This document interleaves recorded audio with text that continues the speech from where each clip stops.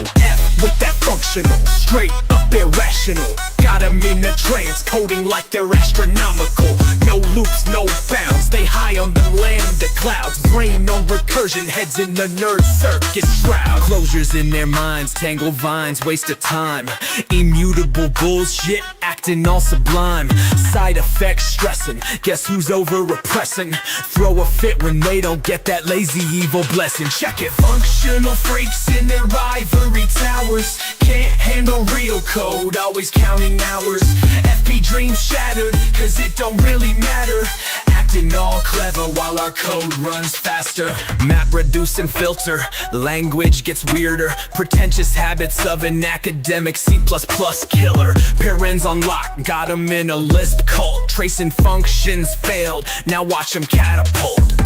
They passing functions like it's holy grail scriptures, but they reality's bent, it's coding philosophy fixtures. Debug sessions be long like fucking epics, still pining for purists, calling they methods relics. Storm of closures currying like Dutch tycoons, got their heads in a fable, monkeys with runes. Promise all that elegance, but they code smell dense. Talk too damn much, their lingo ain't common sense.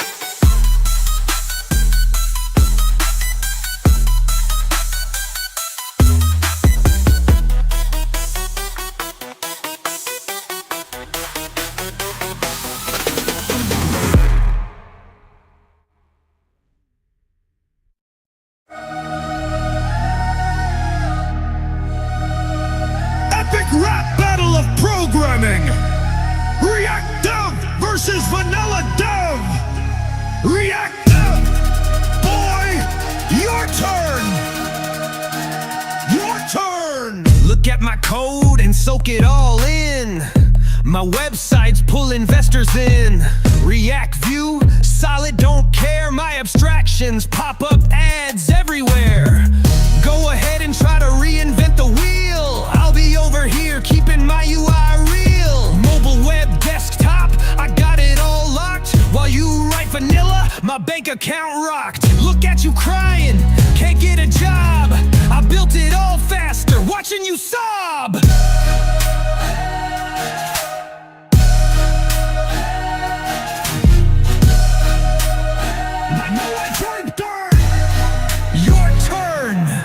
I know that you think that money's the key, but shortcuts ain't getting you dates, not for free. I'm over here building real products with C while you studying to invert a binary tree. Girls want someone who code like men, not a newbie. Your website runs slower than a dial-up movie. React's just a cope, JSX so screwy. Your hooks tangle up while my C code runs true, see? React Dev, boy, your turn. My React stacks cash while you're crying broke. Your C so old, ain't nothing but a joke. Keep building your sites with slow-ass vanilla while I pop to your mom's house, give her a thriller. I'm here in my yacht that I bought with my stocks. You're over there shitting in your cardboard box. Hardware so fast, I ain't a damn fool. Ain't taking 6 years to build a damn tool. Vanilla Dev girl, your turn. Listen here, little punk, you think you're all that. You abstraction whore, join the cult of React. You seem to be coping with the penis quite small, so you blowed up your websites with npm install. Compensate hard, you use effects, bitch. Die alone, little man, but sure, you're rich. Keep building that shit, think it won't get you, but those loading spinners will totally end you. Who do you think won this epic rap battle of programming?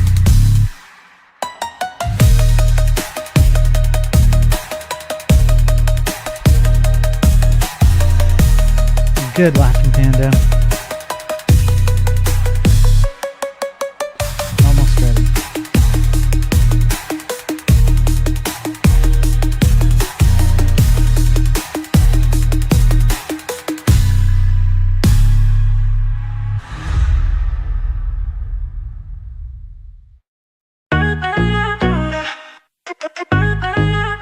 Yeah. Pull up to the repo with that imperative bitch energy. These tech bros about to learn about efficiency.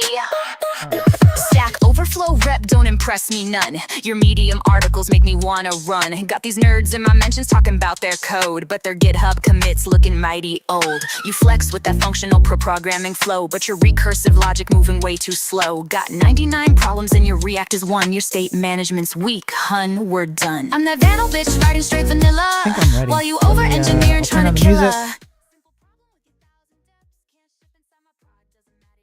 All right, I'll turn it off for now. I might put on some music again later while we code away. Welcome in, everyone. It's a chill Saturday stream. We're gonna work on the video game. We're back to our roots, baby. We're going back to what made this stream a hit show, a hit stream. Top 10 streamer right here. We're going to get back to that. I'm going to need your help today because there are a number of things that I need to tackle, and I don't even think I'm going to be able to get through them all, quite honestly. So, yeah, I'm looking forward to this because it's been a while. It's been a while since I have worked on the game, and a lot of progress has been made behind the scenes while I've been like working on other stuff, like actual work. And Laughing Panda on Twitch has given me some really cool assets, and there's some new assets that he gave me yesterday, and I have not used them yet. So yeah, I'm looking forward to putting some things together. It'll just be chill. I'll just just talk about random stuff and let the time pass, and talk about what I'm working on. So if you're watching this later, for example, I'm going to be working on there we go. I'm going to be working on a few of the mechanics. So we're going to be down into the C code. The C code gets compiled to WebAssembly, which means that, I use Clang. So on my compiler here, I target WebAssembly WASM32, and then we run that on the browser. And so that's why I have the browser set up here. And then we render the entire game. We take the state of the game from WebAssembly and we render it into div elements. And there's no canvas, there's no web GPU, there's no WebGL, nothing like that. So the regulars know all this stuff, but that's essentially what we're doing. So today I need to work on some mechanics. I need to work on some storyline. I'll just kind of chat a bit about some of the performance stuff that I went into a few weeks ago with JavaScript. It was pretty bonkers. I have an entire, I think I called it perf test. Yeah, I've got an entire markdown with all my performance findings. It was quite crazy what I found in some cases. So I might chat a little bit about that. And some artwork. We need to get some artwork done. So I'd like to get some more of the map fleshed out, maybe a few more buildings, some more of the overworld now that Laughing Panda sent over some overworld tiles. So there's some stuff we can do here. We can flesh this out a bit. And yeah, we'll just kind of crack away at a few things and have some fun along the way. Shall we? So, hey Ross, how you doing, man? Good to see you. Hope you're doing well. Laughing Panda, good to see you. I hope you're doing well. Thanks for popping on, folks.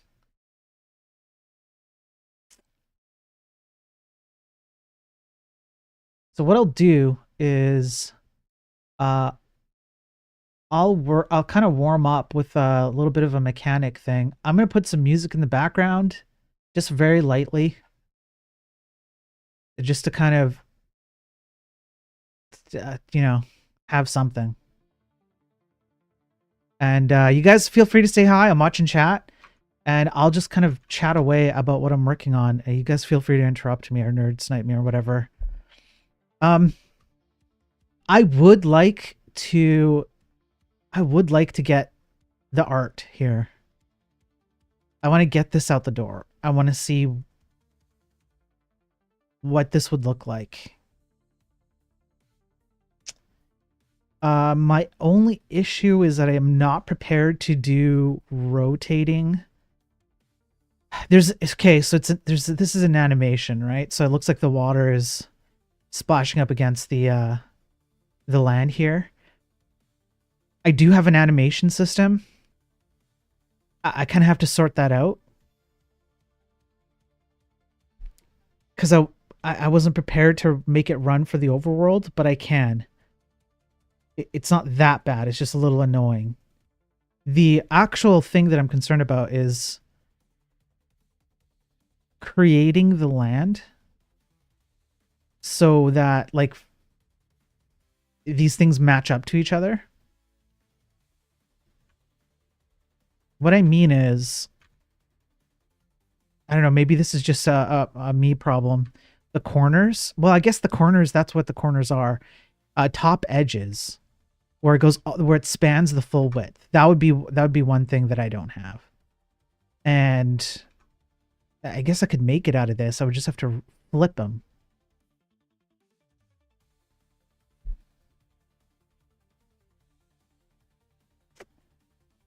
Let me think. If I grab something like, let's say I grab this. And I bring it down here, and then I go and I flip it. No, wrong way. It needs to be horizontal. Yeah, I guess I can make a top edge out of that.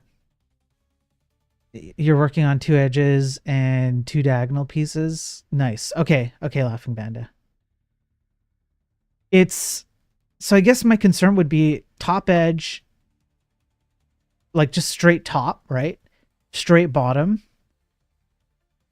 straight left, straight right. But you can just kind of do top and left and then just flip them. So that's easy. And then I can just flip the corners around. I can flip these corners around, and that's enough.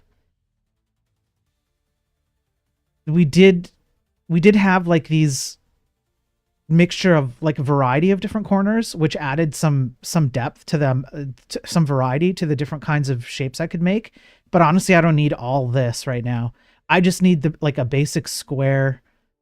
You know, I can make like a square piece of land essentially. So, okay, so maybe what I'll do is I'll wait. I'll wait for Laughing Panda to ship over the remaining items there. Hey Marsky, how you doing? I'm doing well, man. Hope you're doing well, Marsky. Flip it and reverse it. What's up, Frackery? Good to see you. All of them are made to connect to the same intersecting point, so you can match anything to anything. I was kind of thinking that. I was kind of thinking I could probably make all of the edges, right? Like what I could do is literally do this. So check it. I don't really need you, Laughing Panda. You gave me everything I needed. So technically what I could do is I could just go like this, flip it. Is this yeah. And there we go, right? And then what I can do is I can slice off a 32, right? 32, something like this. And well, I guess I'd go to the edge here. And there we go. I now have an edge, a full edge, right? And then I can flip this too and make top and right and all of them. Make big square shaped islands. Okay. Yeah. Yeah, that's good. That's a good thing. So like this does work. It does kind of round off at the top and bottom a little bit, but even that I could fix by just Let's see. What could I do? You just have 4 more pieces to make varying size land masses. Okay, fair enough. Yeah, so I'm just trying to think how I would piece it together. It's rounded at the top and bottom, though. If I want a full straight left or right edge, I need to... Okay, here's what I can do. I can just kind of fake it for now. Wait, this, honestly, this does not need to be perfect. It really doesn't. I don't want to agonize over every little thing here. Like that. I can literally just... There.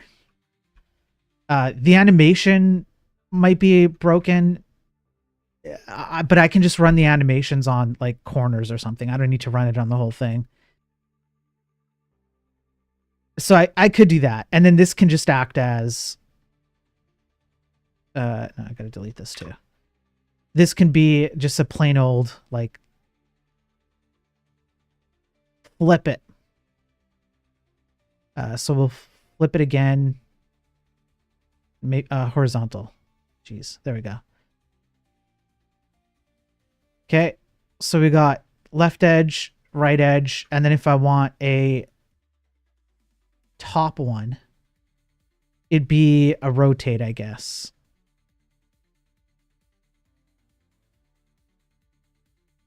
You know what? Let me do this and then rotate by, what is it, 90? Yeah. And that's it.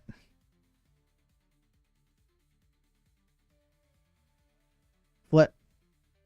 Do vertical flip. Boom. Okay, that's it. Thanks, Ross. Nice squares. I'll have them done by tomorrow in the middle of a heated match of WWE 2025 with the kids. All right, no problem, man. You do you. It's fine. This is good enough. Maybe what I'll do is I'll exclude the animations for now. Although we will add the animations, okay? Because I think this will look cool to have the waves crashing up on the sides of the land. I think that'd be cool.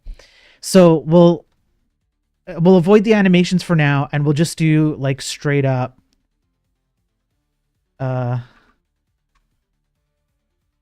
Like this. Okay, now what that means is I have to go and find out using the tile viewer. There we go. So I built this little tool that will let me pick out the XY coordinates based on a sizing, 32 by 32, 64 by 64, whatever it is I put up in the input box up here. And it'll automatically generate me the coordinate tiles. And, oh, I didn't save it, damn. Let me go back here. I did save it, I didn't export it. Export. And so what that'll let me do is in my code base, I reference the,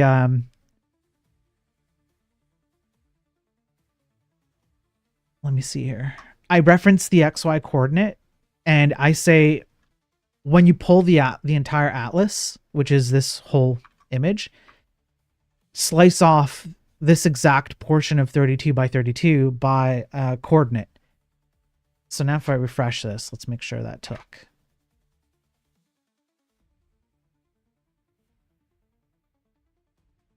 Yeah. So now I can just point to this. So now if I go to my code base and I go, what is it? I think it's layer. Yeah. So here, these XY coordinates represent a portion of the atlas. Then I map that to a value out of WebAssembly, out of my C code. So when my C code generates the entire map or world or whatever it is, it places values at each of the world's coordinates, which I map to atlas coordinates or the sprite sheet coordinates. And then I just slice up the sprite sheet and plant that into the development. So that's how I'm doing it. I use the Good Ocean tile though. That one is the second attempt one. Okay. The first one, you mean? This one. Spears keeping Panda in a sweatshop. It's true, yeah. And not just Panda, but his mom, too. Sorry, Panda. Sorry to break it to you. I'm kidding, guys. Come on, I'm joking. It's not even that funny of a joke, but still. So, okay. So with that, I guess, okay, fine. I'll listen to what Panda's telling me to do, all right? So we'll delete this. At least we have a coffee machine now, yeah. We'll delete this and I'll grab this top one and I'll just do exactly what I did and just create the edges real quick here. So I believe I want to do, I think it's a vertical flip. Yeah. Like this. And maybe, no, I'll fix it after. So now with rectangle,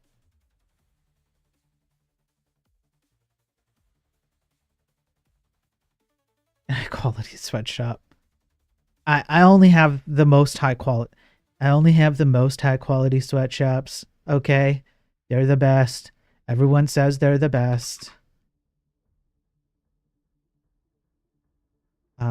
Here I'll just do this.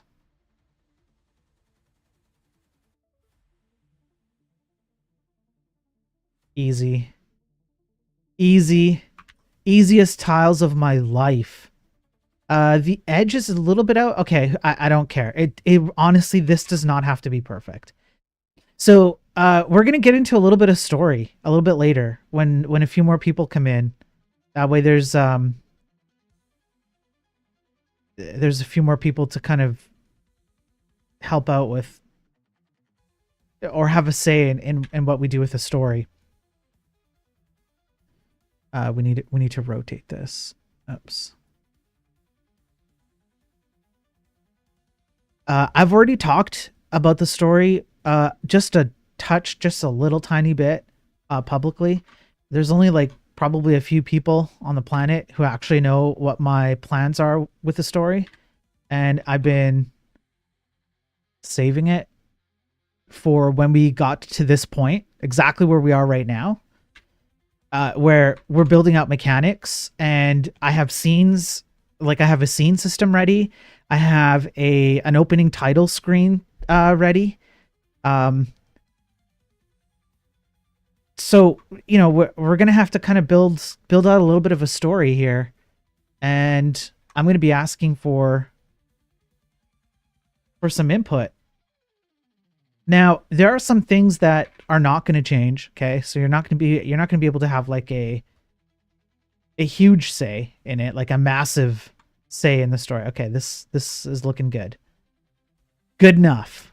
I have everything I need. I guess I could do the other corners. Let me just create the other corners here. So you know, it's not going to be like a huge, everyone gets to make massive decisions about the story, but I'll give you the general story in a little bit. Let me do this. Okay, that's that one.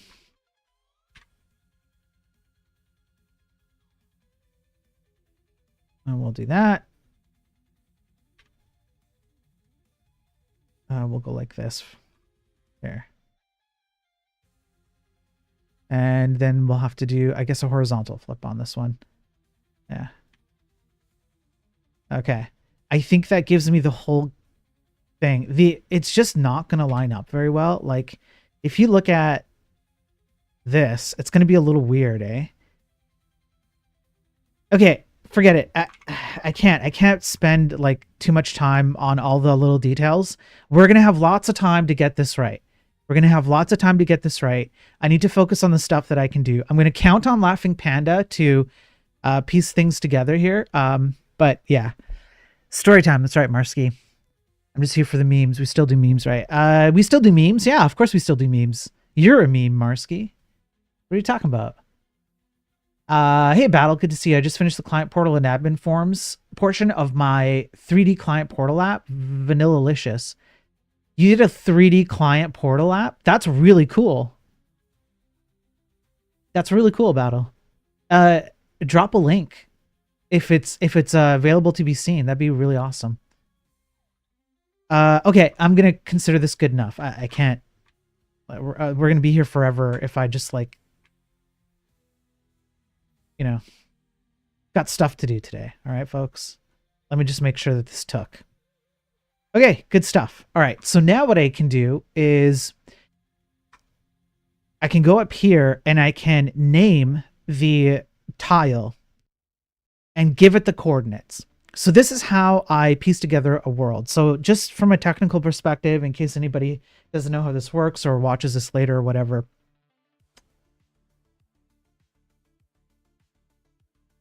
So I want you to imagine, well, you don't have to imagine. I can show you if I could go to the right place. So,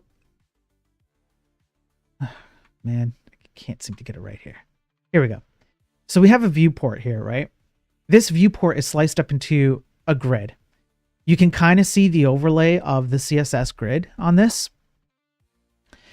So imagine that the C code knows that there's a that there's a viewport size of I think this one's 20 across, 16 down, and it has to generate values that represent that something, doesn't matter what, just something needs to go in like position 1 1 x1 y1, position like x15 y10, things like this, like all the NPCs that move around, all the tiles, etc. Right? So in our C code, when we generate world here, when we create the world, we literally give it an XY coordinate and then set a value for it. Now, this C code does not care what those values represent. It could be anything. The C code is like neutral. It's just that something needs to live there. In some cases, depending on the layer, because you can imagine that that grid is multiplied by the number of layers that would exist in this world. So you can layer like clouds over top of land. You can put the NPCs over top of land, etc., right? You're going to need layers. In some cases, depending on the layer, the value is going to be representative of something specific. So there's an NPC layer, for example, and if there's a value in the NPC layer, it must represent an NPC. However, how you render that, what asset you use to represent the NPC is completely up to you. So that's when I take the atlas here, the sprite sheet, and I slice and dice up the sprite sheet by 32 pixels, 32 pixels. So every 32 pixels in this large sprite sheet by 32 gets sliced up into a little box.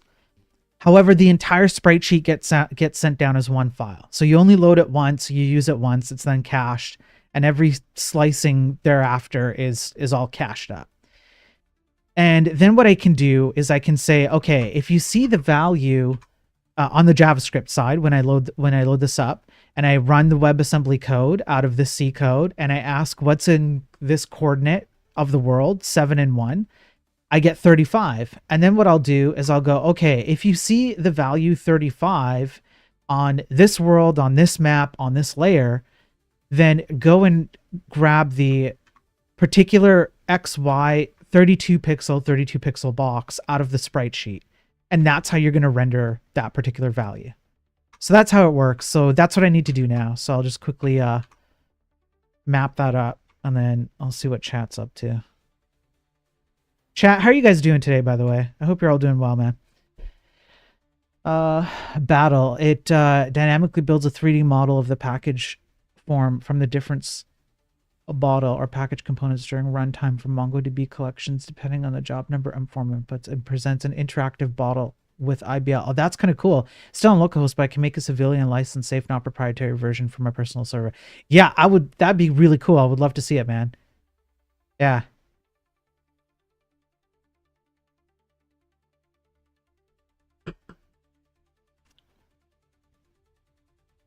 All right, so what I can do now is I can say, so 68, yeah, 6832 over here is going to be, we'll call it overworld land. Oh, I already have overworld land, don't I? You know what, let's replace it. Overworld land. Here, let me zoom in. So overworld land is going to be the center. Oh, I need to create a center, don't I? Okay, we'll deal with that in a bit.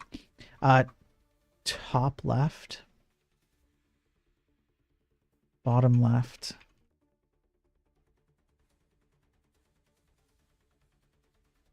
Oh, I see. I built this based on, what is it? Based on somewhere down here. Based on this.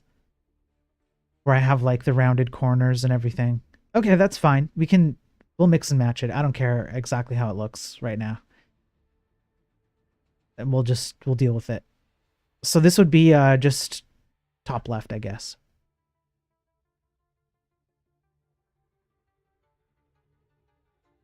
Where is overworld top left?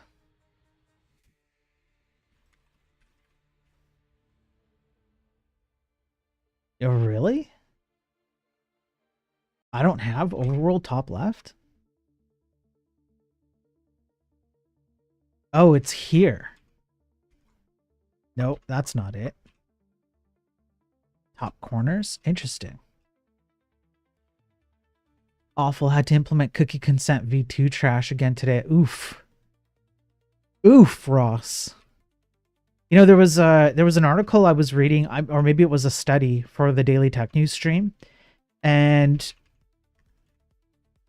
apparently there were some people who were creating cookie acceptance banners that you could not refuse.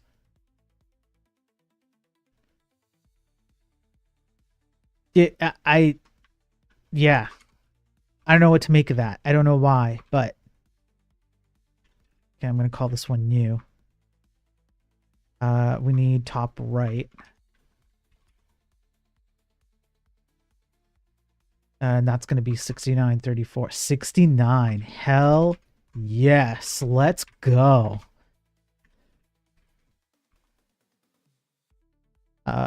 Okay. And then we're going to do... So left. Can we just do... Is there just a left? Left edge. Here we go. 6734. And right edge. 6834.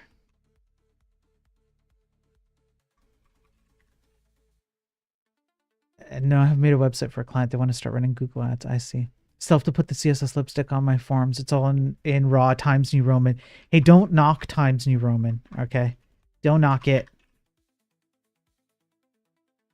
It's actually not so bad. Okay, it's not so bad. I know everybody likes to trash talk it. Do I have top edge? I don't. I have bottom edge. I don't have top edge.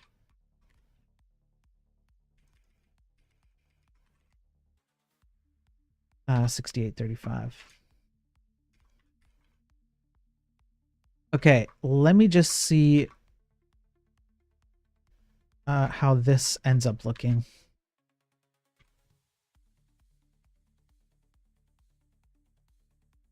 Huh.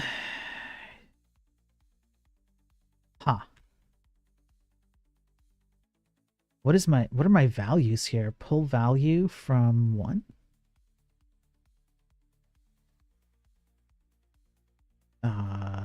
Background?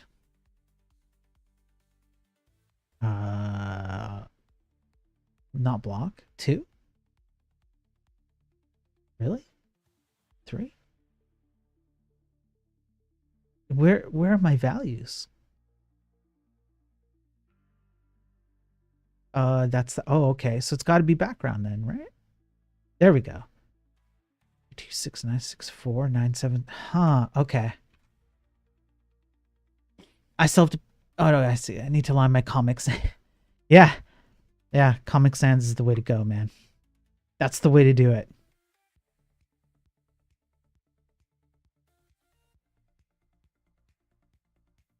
That's Merca.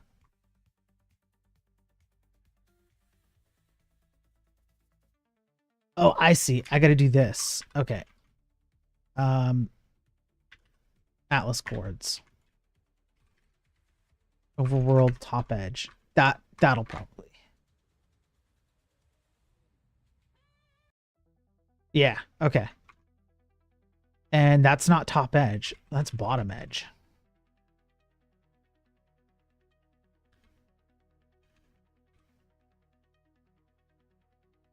Yeah.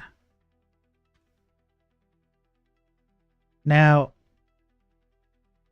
I might have to put the edge farther back. That kind of sticks out a bit. That might be too terrible. I know I said I am not going to focus on little details, but this might end up being really, really crappy. So, hang on. We'll do the basics here.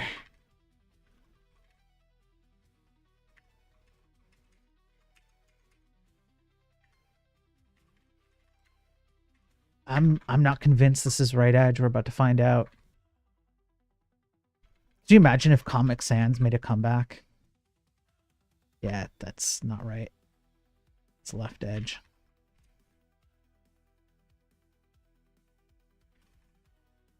Man, that would actually be pretty dope.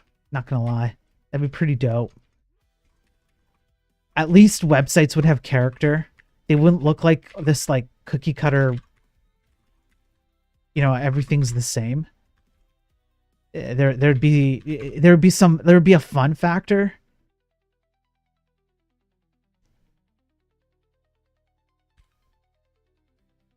Vercel style, yeah.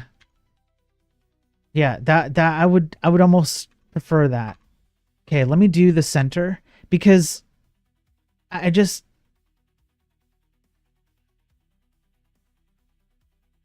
hate how everything has lost. I don't know. I mean, I've talked about it before. I need to talk about it. It's just so stupid. I remember being a kid and going to websites, and it was like there was almost kind of an awe. Like, what am I going to see this time? You know what I mean? That's lost. You see the same thing over and over again. There's nothing to it anymore. Probably so 6634.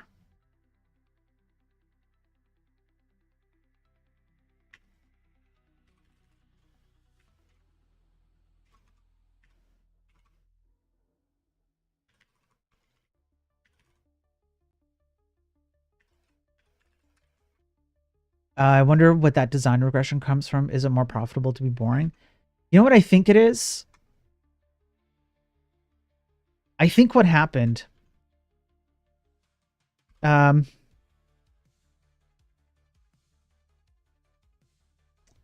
got to think about how to say it. Okay. So here's what happened.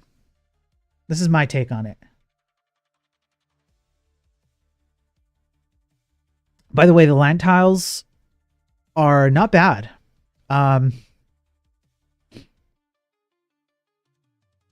They match the ocean tiles a bit better. And before this was a nerd snipe, yeah.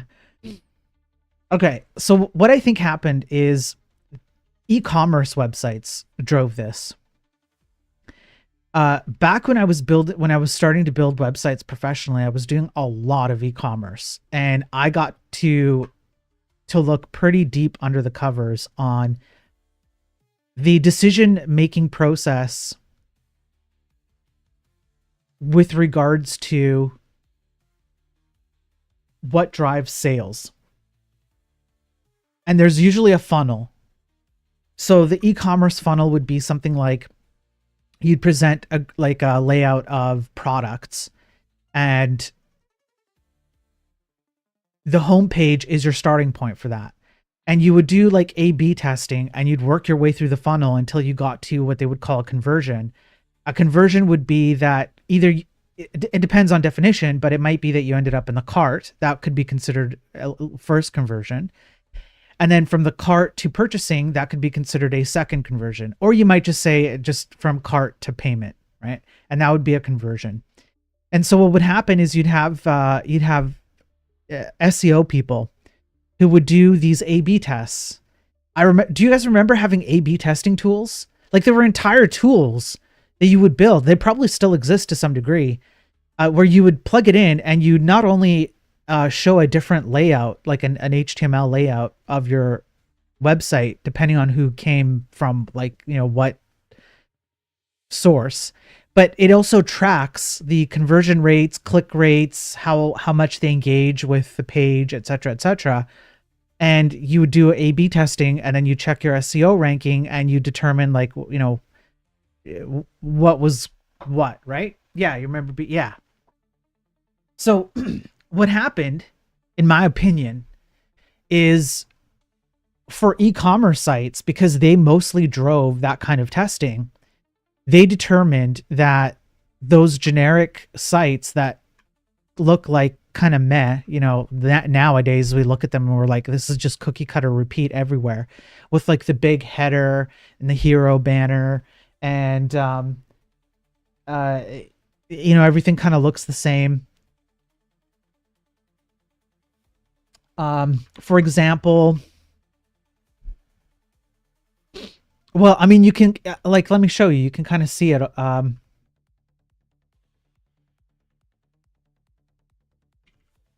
just want to, like, so here's a website that I worked on. I helped build this. I was with a team. There was a team of two juniors with me at the time, and I was the only senior. And man, it has not changed. It has not changed. This was years ago. It still hasn't changed. So something like this, right? It looks very similar to, for example, if you go to Zillow, it's going to look very similar,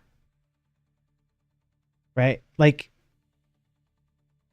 very similar. And even between, not just between the same kind of real estate websites, but even between just general websites, all the stuff looks the same. So what happened was these e-commerce websites determined that a layout like this creates higher conversion rates. So customers tend to buy more or engage more with your website. And then they got to say, well, look, we found a way to, you know, maximize our conversion rates. And look at how much money we're making as an e-commerce platform or as a real estate platform. I did a few real estate websites. This one was the biggest one I've done, but I did a few before this one. And, you know, like, look at how much we convert based on these kinds of layouts. And so then other companies, bigger companies like Google and Meta, etc., kind of took note, because you had like Magento, you had WordPress, you had eBay, you know, all these kinds of websites that companies, I should say, that picked up on, like, oh, look at all these e-commerce websites making money. What did they figure out? They figured out that there's like a particular layout that people like. There were even studies done, I remember this, where there was some eyeball tracking study where they heat zoned people's eyeballs as they went from top left to bottom right of the screen, and they would determine where your eyeballs were most likely to land and engage the most with, depending on the layout of your interface of your website. And so out of that came, well, this was successful. This was a successful layout. So why don't we do more of this kind of stuff? Because it works, because it creates conversion rates in like real estate and e-commerce websites. Now, unfortunately, you can kind of see what happens. We see this happening with like libraries and frameworks. When big guys make money with a library or a framework, the little guys who should not be touching that with a 10-foot pole go, oh, well, if I want to make money, if I want to be like the Zillow or like the Facebook or the Google or whatever, then I better maximize my conversion rates too, even though I only have 10 people who ever visit my website. And then out of that came, well, geez, you do this over and over and over and over again because everyone wants to be this way. Well, now we have to come up with tools that automate this because everyone's doing it and it's annoying to do this over and over again by hand. So why don't we automate it with like libraries and frameworks and UI libraries and whatnot that all repeat the same pattern? Because at some point, this was decided to be the most maximally engaging pattern for users. And here we are today, and we have what we have. And that's what I think happened. So yeah, there you go. That's my personal opinion. And so for like a website like this is fine. Like, I actually think this looks nice. It's and I mean, if you look at the load time, it's fast. I remember working on this website, and I don't know if it's still there, but I remember that we went and sliced up the font, and we literally took out letters out of the font that we didn't need. Maybe it's not there anymore. Maybe with updates on caching, they didn't need it. But I mean, yeah, this is fine for this, right? But why would you create this kind of UI for like a company website, you know, or something similar? I just don't. It just doesn't add up, right? And then Tailwind CSS appears, and you can just copy paste block sections. Yeah, exactly.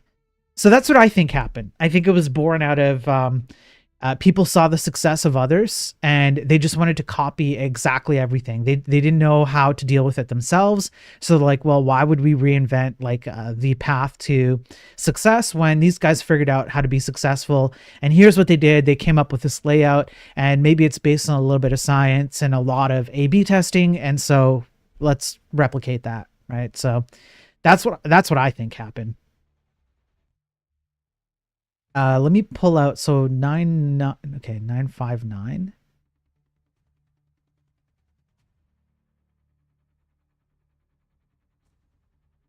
I don't know what these values are. These values are all over the damn place. Just tell me what value you are, bro. It won't tell me what.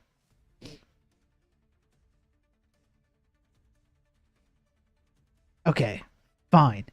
The position then would be what? 2 and 1. All right, let's go have a look at this. Let's go. You know what? Let me go up to the top here. We're gonna go 2 and 1. Okay. So the value is. Oh no, it's not. It's not.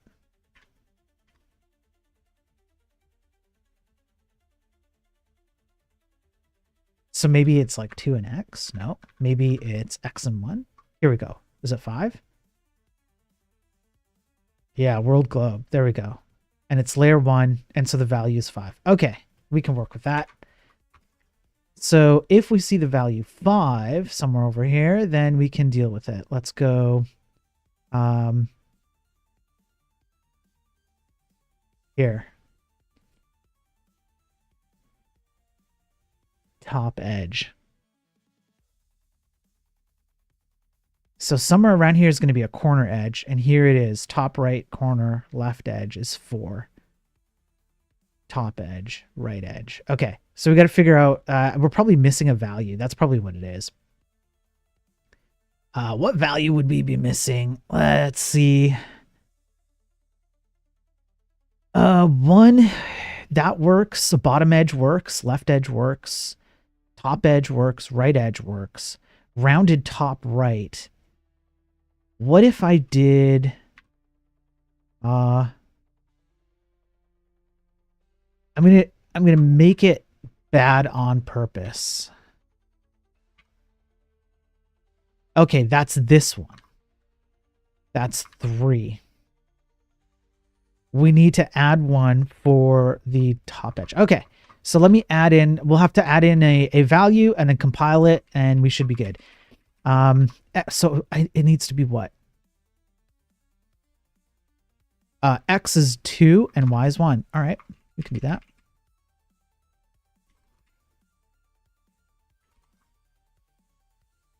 Two and 1, and I believe the value we want to put on here, maybe let's say 7, and then I have to compile it. So let's compile it. So I'm running the compilation here, which compiles it to WebAssembly, which generates, if I could find it, generates, oh yeah, here we go. It generates a WASM file. And then we load that up in the browser. So now I'm looking for value 7 in the world. And so what I can do is copy this and go value 7 is overworld top let's say top left.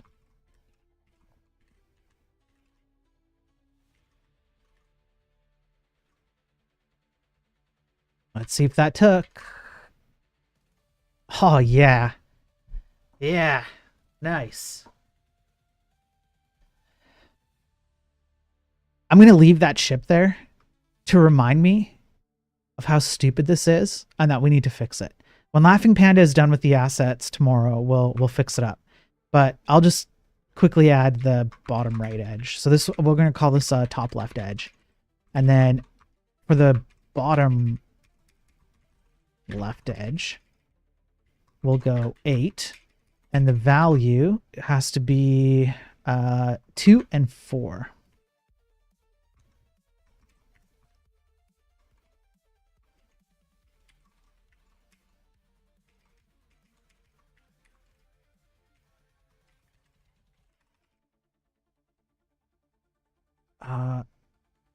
Bottom left. Here we go.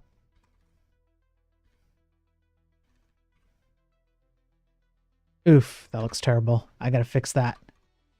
Where's bottom left? This here. Let's go back to our tile. So bottom left is gonna be 69. Yeah, baby. 69, 35.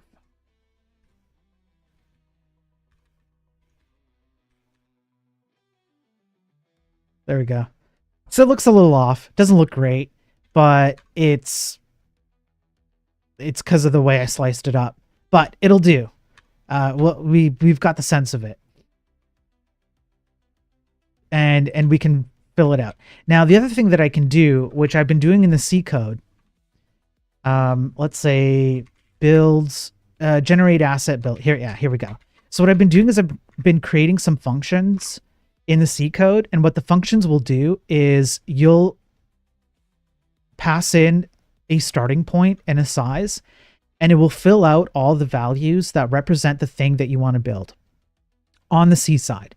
So for example, a generic building, I just have to use this function, pass in the layer that I want this on, pass in the layer to set blockers so that the player can't walk over the building, right?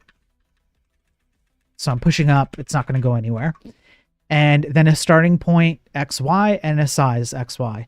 And it will just auto generate and fill in for that layer all the grid values that represent that entire building. You can see I have all the values laid out here, and I could just change the values if I want to. And it just kind of like, it does all the math and determines exactly where everything should go and layers the block values over top. So I have that for the building. I have it for the road. And so now I can just start using these functions and generating new ones. So I could generate one for the overworld where if I set I would just do basically the same thing, right? So I would just go generate asset overworld land, and it's just going to be the land. And so I guess I could copy a lot of what I have already up here. I like that by the way, I gave the road a girth, because sometimes you want like a really girthy road. Just, you need girthiness. You know what I'm saying? So give it a start X, start Y, and a size. And if I do that, then I would need to go top left, top edge, top right, right, center, left, and then bottom left, bottom edge, bottom right. Now, if the size is, I guess I could just do a square for now. I don't need to worry about doing like the entire layout or like dynamic layouts for now, just squares. So if I did that and I did size, then size would just increase center. It would increase center and cardinal edges. So if I do that, then I can just use this particular function. Then I can expand the function and I can generate some kind of like dynamic layout, like kind of what I have.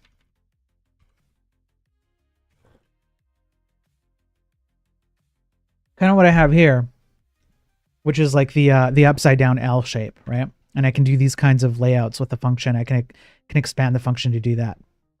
But if I just want to pop some squares in, I think that's probably, that's kind of what I want to do, is put in some squares and then have each square kind of like represent a port. So it could kind of be like a big island and there's a port on it, and we'll just hop around between ports and we'll generate some ports and we'll just go from there. And then maybe we'll do some story. We'll write down some story and some maybe mechanics around the story. Okay, so if I'm going to do that, I essentially have to come up with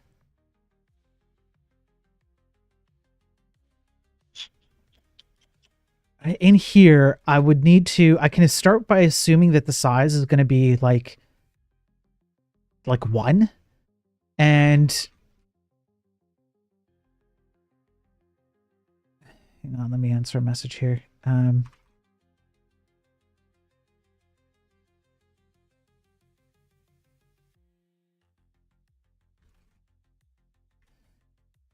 Okay, so I can start with the assumption that the size is going to be 1. That's fine. And then what I can do is when I hit particular portions of the entire grid, then I can just expand the edges, the cardinal edges. So I'm just trying to think this out. So I guess I could start with, yeah, okay, I think I know what to do. So U32 x equals 0. I guess we can do x. Should it be x or should it be y? I think it's y. I think I do y up here. Yeah, I do. So let's do that. So we're gonna go x dx is 0, okay? And nope, my bad. Y. dy is less than size y plus dy, and then we're gonna go down to dx, and then we can do like if dy is equal to 0 and dx is equal to 0, then we know that this one is top left. And then we'll just run a bunch of like statements, right? And so we can do like else if dy is equal to 0 and dx is equal to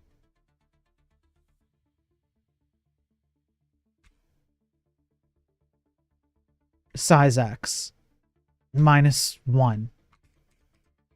Yeah. And that'll be top right. Okay. And so now we can kind of figure out the rest from here. We can just go else if dy is equal to size y minus 1, dx is equal to 0. That's bottom left. Notice how I'm not using AI for this, although AI would just immediately solve it for me, but I don't trust it at all. Dy is equal to size y minus 1, and dx is equal to size x minus 1. It's bottom right. Because I'm a GigaChad and I don't need AI, okay? Okay, so we've taken the extreme edges of the whole thing. Now, what we have to do is we have to determine else if dy is equal to the top, right? So you can imagine that we're at the top edge here. And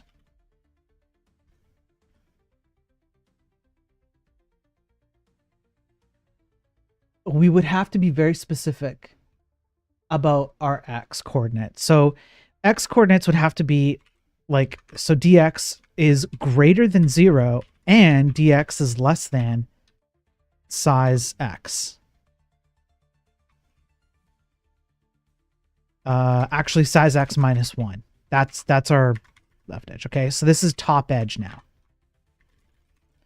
And we can do pretty much the exact same thing, I believe. So we're at the bottom, and then I guess I think this would work. I'm pretty sure this is going to work. That's our bottom edge. Now for our left edge and right edge, what we need to do is go if dy is greater than 0. So we're going to do exactly what we did with the x above, but now we have to do it for y. And dy size y minus 1, so it's going to be less than that. And dx is equal to 0. That's our left edge. I'm going to copy this. And this is going to be our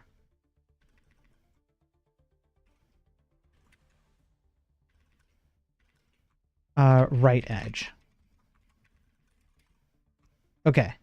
And then our center is just everything else.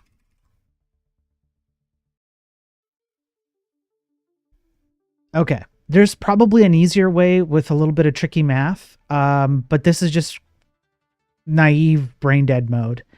And then our values would have to be calculate position relative to center. Yes, that's right. So we have to go position X, position Y. And that's, we have to get the position relative to where our starting point, so that we know exactly how to like lay the whole thing out. So we're going to do that. And then we're going to start pumping in values here. And overworld values, I can go up to generate worlds. Here we go. And we'll just have a look at the values here. Okay, so this is the overworld. Top left edge. We know it's 7, so we can do 7 here. Bottom left edge. That's going to be 8.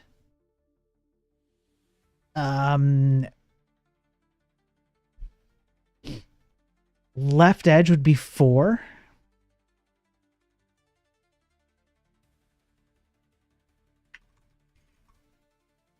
Okay. Top edge would be 5. Right edge would be 6. Okay, so we just need the bottom edge, which I'm not sure we have. Let me go look at... I mean, this is 1. That's 2. Which one is it?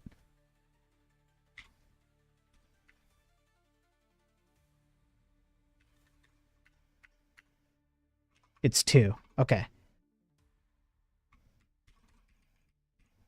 Bottom edge is 2. And center is 1. So we might as well put that in here. 1. Okay, what are we missing? We've got this one, this one, this one. We need bottom right and top right. And top right is 3.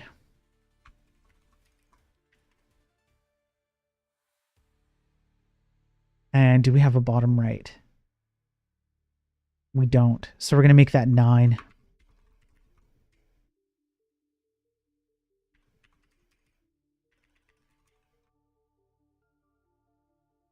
Okay. Nope. Okay.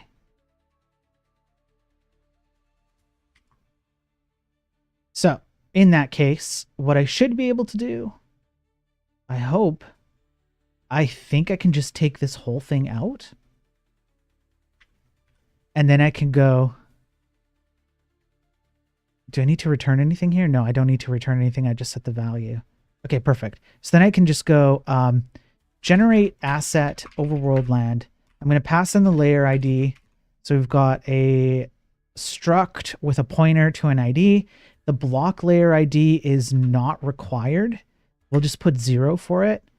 I should put in a block layer ID, but let's not worry about that yet. Start X and Y, we'll do 3 and 3. And then we'll do a size of, let's say, like 8 and 8. Let's see if this compiles. Holy crap, it compiles first try.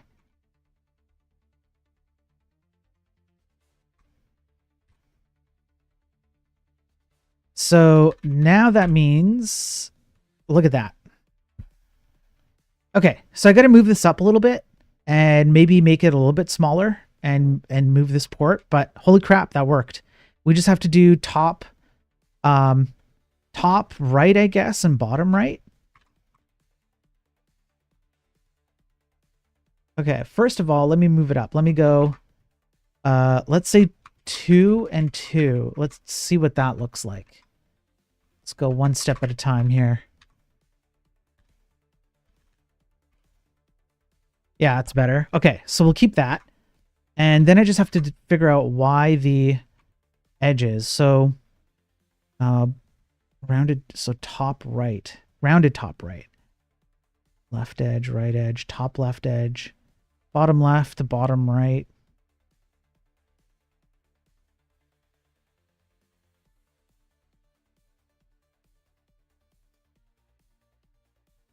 What is the value here? Oh, it's like the rounded one. What about here?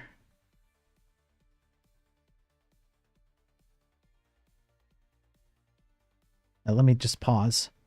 Background 1? Damn it, it won't pull the value. Why? I don't know. Okay, so we'll just base it on the code then. So it's bottom edge. So bottom right is 9. What is this? Overworld bottom right. Okay, so it's wrong. That's why.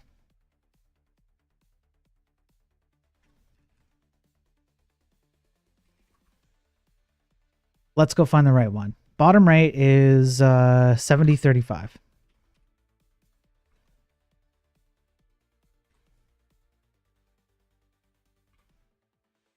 Yeah.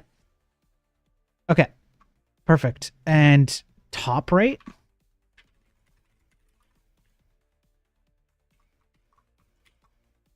$69.34. That, I think that's accurate.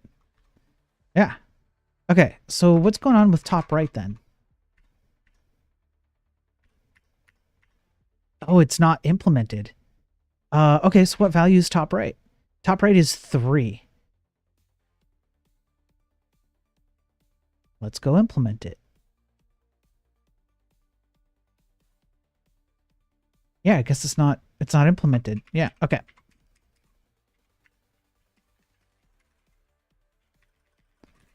Okay, and now the nice thing is I don't need these comments because everything is named, so it's really easy to tell what's what. Now I should have a full-on square. Hell yeah. Okay. Okay, now we can build a few islands with like some stupid little things.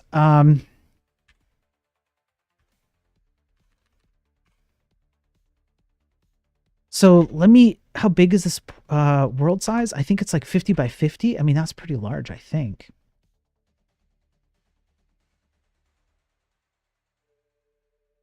Let's see, set current world, world globe 1. Let's go find, yeah, max world width, max world height. 100 by 100. Hot damn. Hot damn, that's a big girthy map.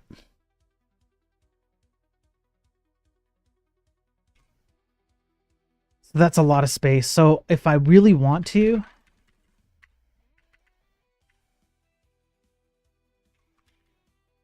I can set up another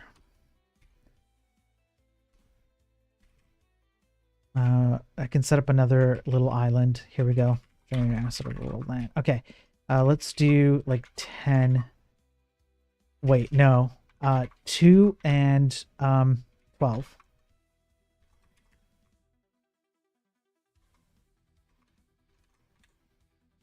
Let's see how that looks. Boom. Okay, now we have an easy way of generating the land. We'll replace it with updated tiles when Laughing Panda has some updated tiles, and we'll create some ports, etc. Cool. Okay. Should I do a little bit of the story?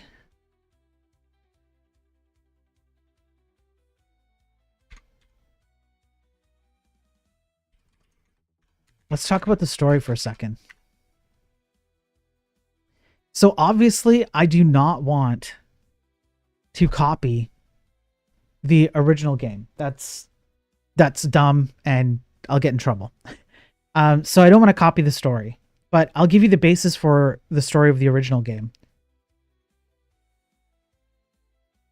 And then some feedback that I got from people like Laughing Panda and others about the story that will be part of my game, and how it kind of plays into some of the mechanics. So in the original game, essentially, like I've said a million times before, you travel the world, you explore, you find ancient, sites and treasures and whatnot. And each character, because there are 6 characters, they each have their own goals. So it might be like one of them has the goal of like sinking an enemy battleship. I think she lost her brother to someone, and so she goes on the hunt for like find the person who killed her brother and kill him. I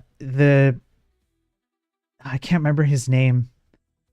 Guy from India over here. He's in a debt, and so he has to go and like claw his way out of debt. This guy up here is a cartographer, so he has to go explore the entire world, etc., etc. This guy over here, I believe he is the one who has to go and find Atlantis, or like track down like what, I don't know, something to do with Atlantis or something. The story of Atlantis. So obviously, I do not want to copy the game. I want to have my own story, but some of the mechanics will be similar, or even the same, just with a few tweaks. So obviously, you're still going to have a fleet of ships. You're still going to go around, cruise around. You're still going to explore and, go to different ports and do trading and whatnot. However, in my story, I came up with this concept that's like not really, it's introduced to you at the beginning, but you don't really know what it's about until much later in the game. So you're going to start off as like just some regular bloke, and for some reason or another, you're like, maybe you're working you're working in a port near the ocean or something, and so you're by the beach, and something washes ashore. It's shiny, and you grab it, like you take it to like look at it because you wonder what it is, and nothing happens. Okay. You throw it back into the ocean because you just think it's a waste. You go home, you sleep, and then the next morning, this thing is next to your bed on the ground. And you don't know how it got there. It's just there. And then next to it is some gold or something like that, or like an item or something. So the idea would be that this thing is I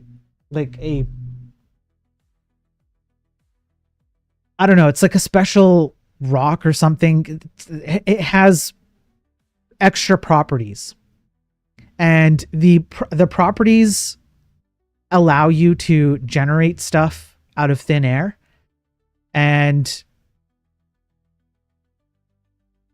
you don't realize that until you progress further into the game, and things kind of like mysteriously appear, and it's attached to you also. You can never get rid of it. Somehow it's attached to you. You try and sell it.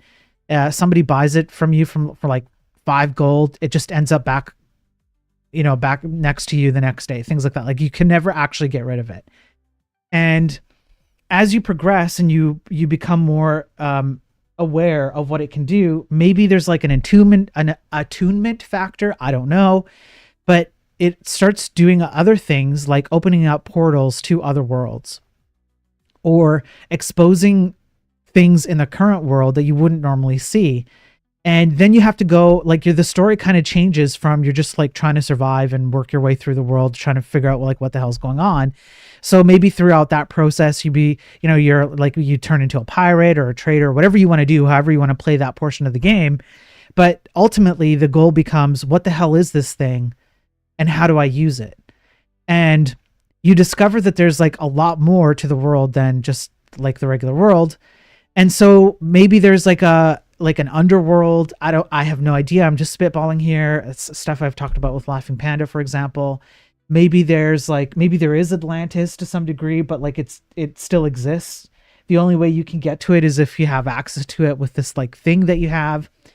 And it leads into the mechanic of the multiplayer, where your world is your world. This is ultimately a single player game.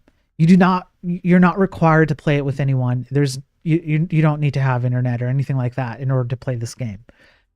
But if you did, the explanation of how you play with other people or how you invite your friends to your world or go into their world is because you all have some version of this thing, whatever we're going to call it. And it allows you to interact with other people in other worlds. And so that's where the multiplayer could play in if you decide to play multiplayer. And so then you could do things like you'd have like a hotspot, maybe like a central place where you could open up a portal to other people's worlds and kind of like stage yourself up for something. Maybe there's like a battle that you want help with. And so you have a port that you go to and your friends join there and then they join you in the battle. And then the other thing that I was going to add was I don't know how feasible this is, but I think it's feasible. I might be out to lunch here, but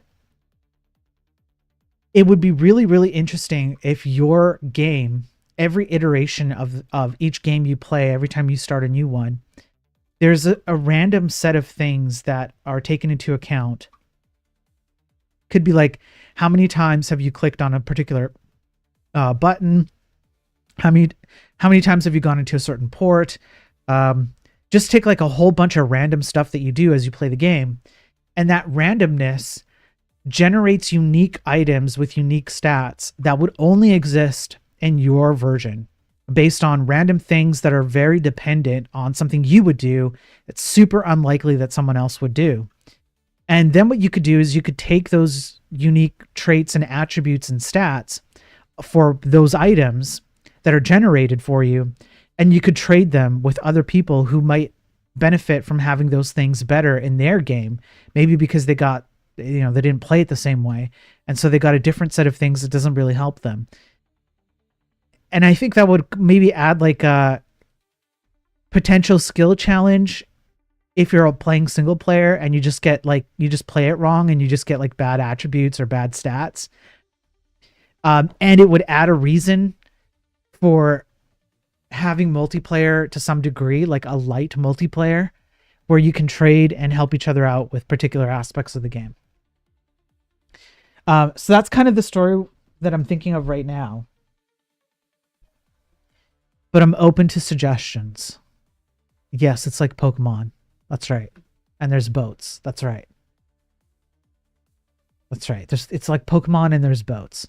I don't know if there are going to be multiple, like, I don't know, rocks or whatever you want to call them.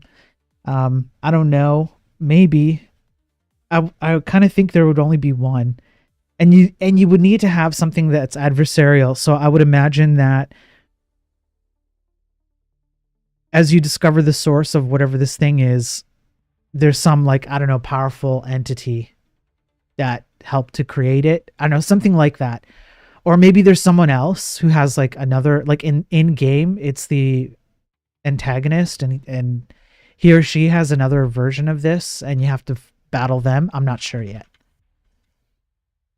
There you go. That's kind of the story.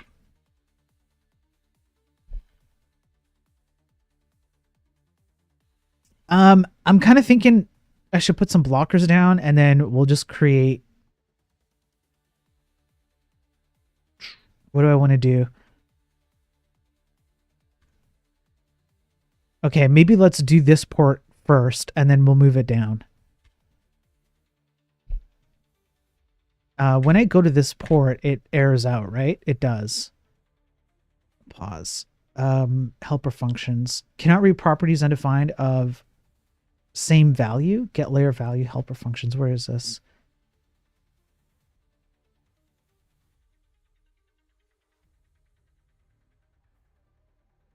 Layer same value. Is it because... Oh, I see. Okay, the thing doesn't exist.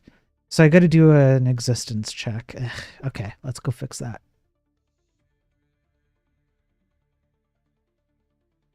So it is in helper functions and it would be get layer value.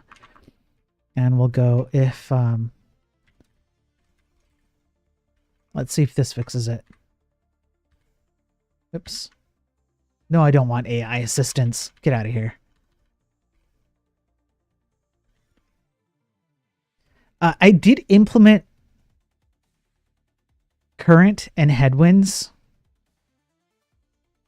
I don't know if it's making an impact on the sailing speed though, but there is a random... Oh yeah, it is. That went a little faster. Yeah. And that's... Yeah, that was slow for a second. Yeah, it is impacting. Maybe I got to crank up the numbers. But I added the...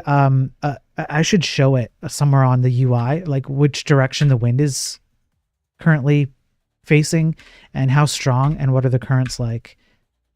It's still erroring out, huh? Why are you still erroring out? Oh, because that's undefined? Oh, man.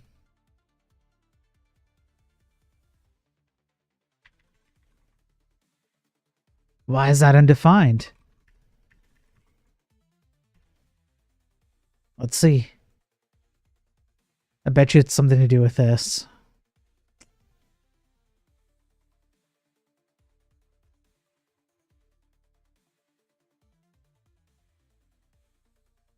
Okay, I wonder if I could just go,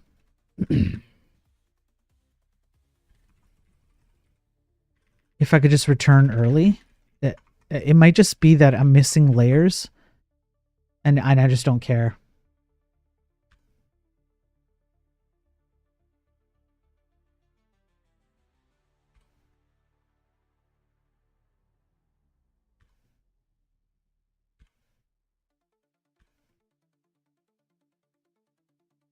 You're going to error out again. There we go. Okay. That's all it was. I just didn't have all the layers set up on this particular map. Okay, cool. So I got to fix this. Let's fix it. Let's go over to... We'll go generate worlds. And we'll go Merca, because I think this is Merca. Tis Merca. And we'll do the exact same thing. Nope, we won't do the exact same thing. What we need to do here is this guy.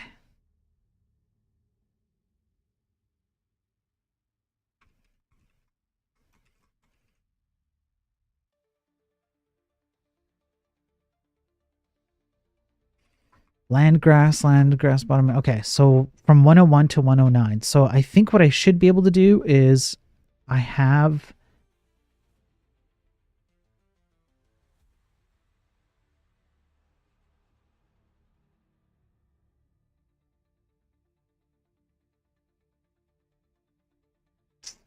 I'm just thinking here. Why don't I just make another function? Why don't I just do that? Generate asset overworld land. And we're just going to do port land. That's all I'm going to do. I'm just going to copy this. I'll spruce it up later, so that it's not a repeated function. But honestly, this is fine. Okay, so we're just going to copy these values. So we're going to go, so what's top left? 108. Top right, it's 109. Bottom left is 106. Bottom right, I think, is 107. It is. Top is 103. Bottom is 102. Left 104, 105. Oops, that's not correct. And then the center is 101. Okay. So generate asset Portland. So now if I go world Merca, I should be able to do it right about here.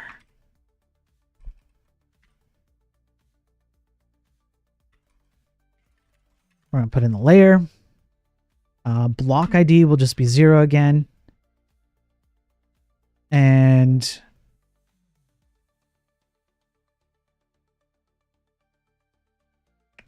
what do I want to do? I'll start it at 0 and I'll go 10 and 10.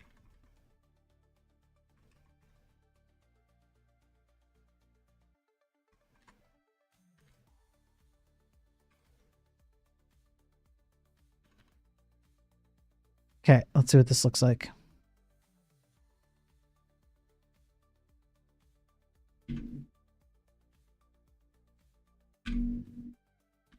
Yep.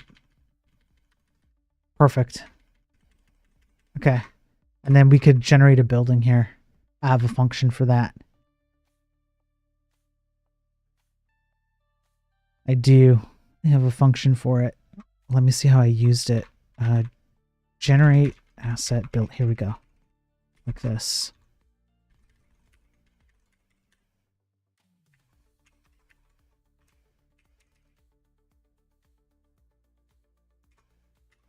We'll do this block layer ID. I guess we'll pass in the block layer ID. If I crap.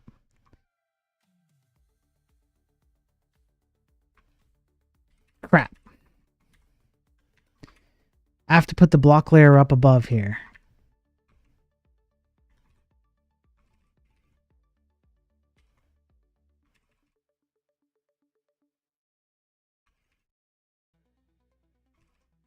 And not this. That's doubled up. Okay.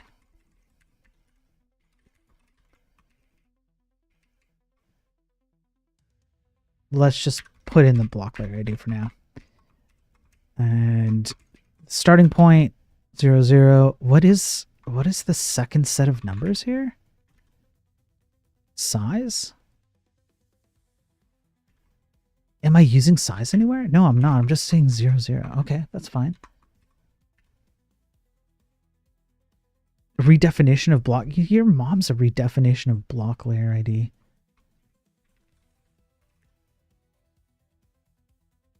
Use of undeclared identifier block layer. What the hell? Oh. I see.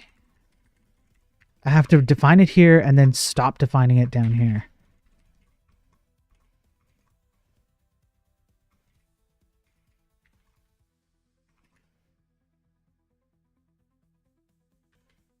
Okay, let's travel over to Murica, shall we? Let's see what it looks like.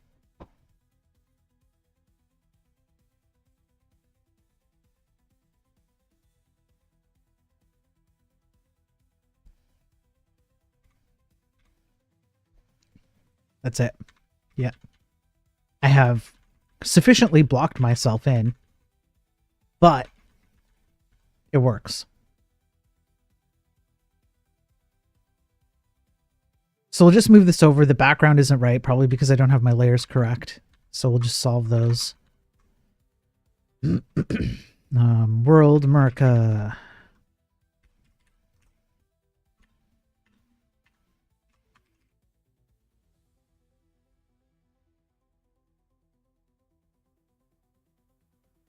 So I should put the building onto layer 2. Actually, I should put both of these onto layer 2.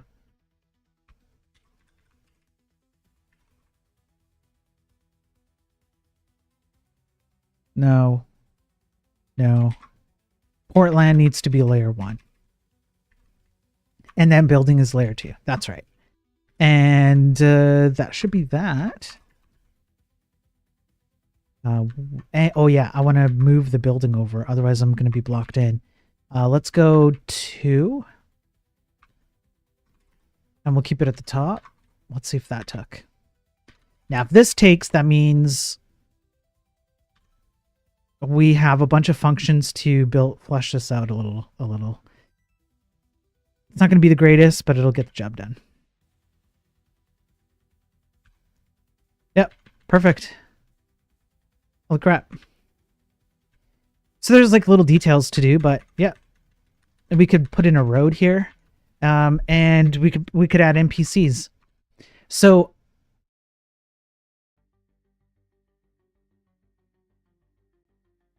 at this point, I have a switch statement here. And this is going to get bulky real fast.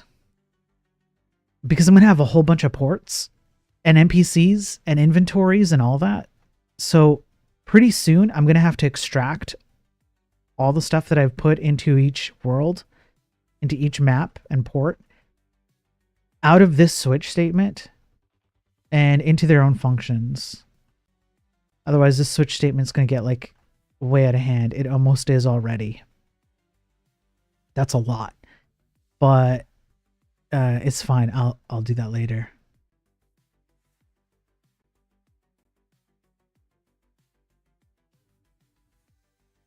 Okay. Now, I think that I do have a goods shop. Yeah, okay. So I already figured out pricing. I have to implement taxes on goods. You have to pay a tax when you're purchasing or selling goods, unless you have a tax-free license, which you have to go get from the... Who would you get this from? We'll create an NPC you get it from. Maybe you go get it from like the king or something of the nation that the port belongs to. Or if you have enough influence and investment, then the taxes can be removed. So that's something I need to implement. I have to kind of sort out what that looks like from a data structure kind of thing. Because now what I'm talking about is a little bit... It's like one layer higher than an individual port. I need to kind of set up a structure for nations, I suppose. And they're going to have some kind of influence over the ports around them, like an alignment and an influence, which you can kind of, even in the original game, if you played your cards right and you invested in the ports, you could change the influence of the nation to like yours. If you are from a particular nation or you pledge allegiance to one, you could do that.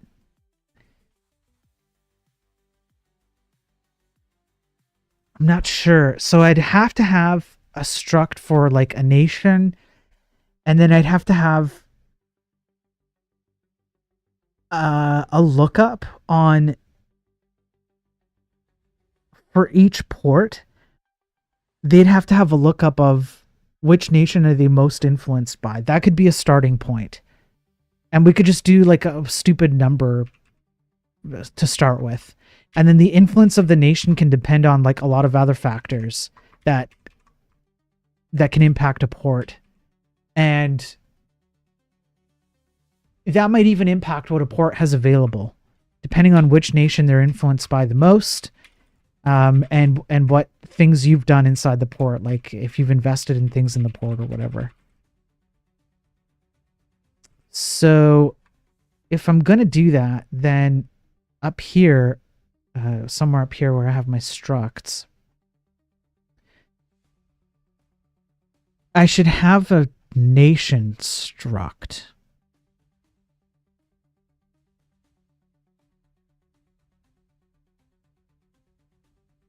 And it would just be a cross-reference lookup of nation to ports. And maybe some flags. Yeah, that's what I need to add. I need to add some flags so that the nation has like some flags and some stats. It could be anything. We can just like make it stupid for now. So let me go down here and I'll just add a new one. We're going to go like this. Actually, we should do... Damn, we should do all of this. We're gonna need the whole thing here. Name ID, and we'll just do this for now.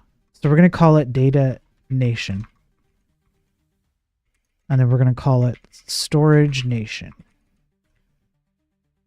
I'm gonna have to add a const for max nations.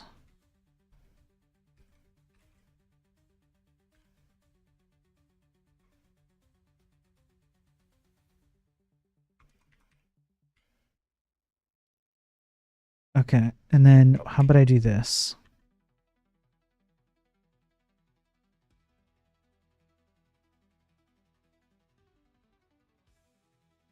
That should make life a little bit easier.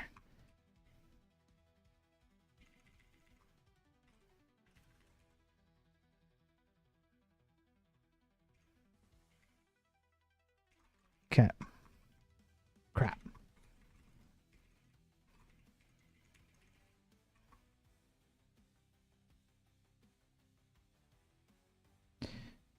What? Okay, yeah. I'm good. I'm good. Okay. Anything else I need to do? Yeah, this one. Let's see if that will compile. Can we evade Panama? We sure can.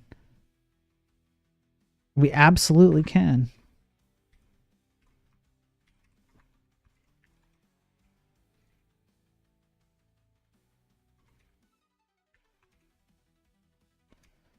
Imagine being able to set up the Panama Canal like centuries before it's meant to be. I should allow you to do that. There's no member named base price in Data Nation. Yes, that is correct. You're correct, compiler. There is no member named base price. Okay, that did compile. Holy crap. Okay, so that's good. That means that that I can set up some nations and we'll put in some flags. So we'll just do like some nation stats, whatever those might be, and then maybe some nation flags, and then we'll do a lookup of nation to ports. Note, this might have to be reversed. We might have to do ports to nations, not nations to ports.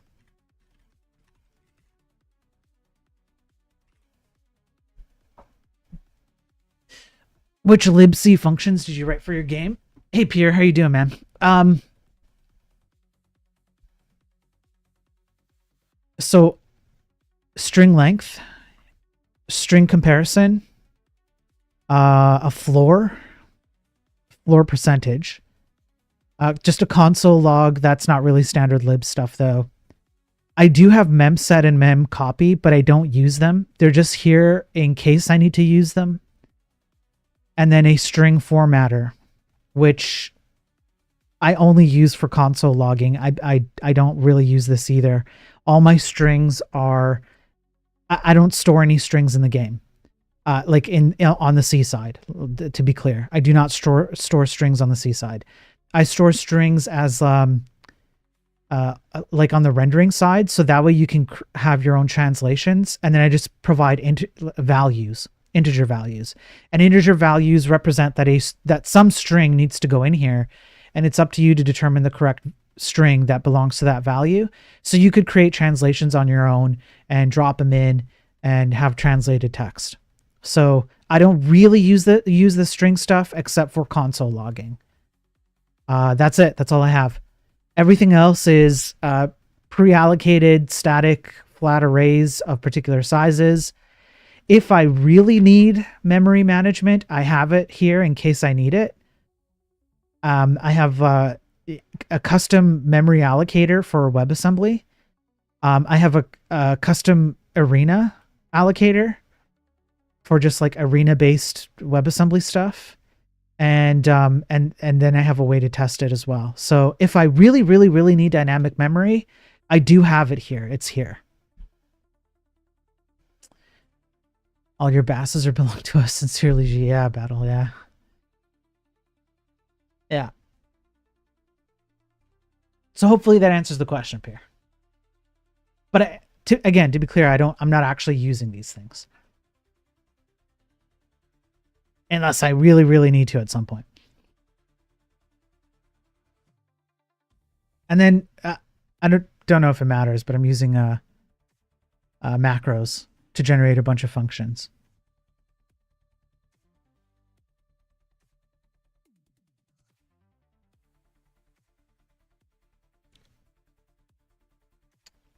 Okay.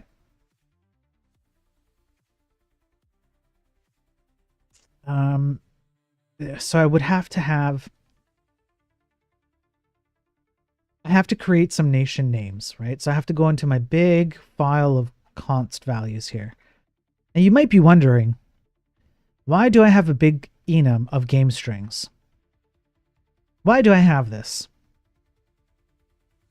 And this is what I was talking about. This is why I don't deal with strings on the C side, and I just represent values, integer values.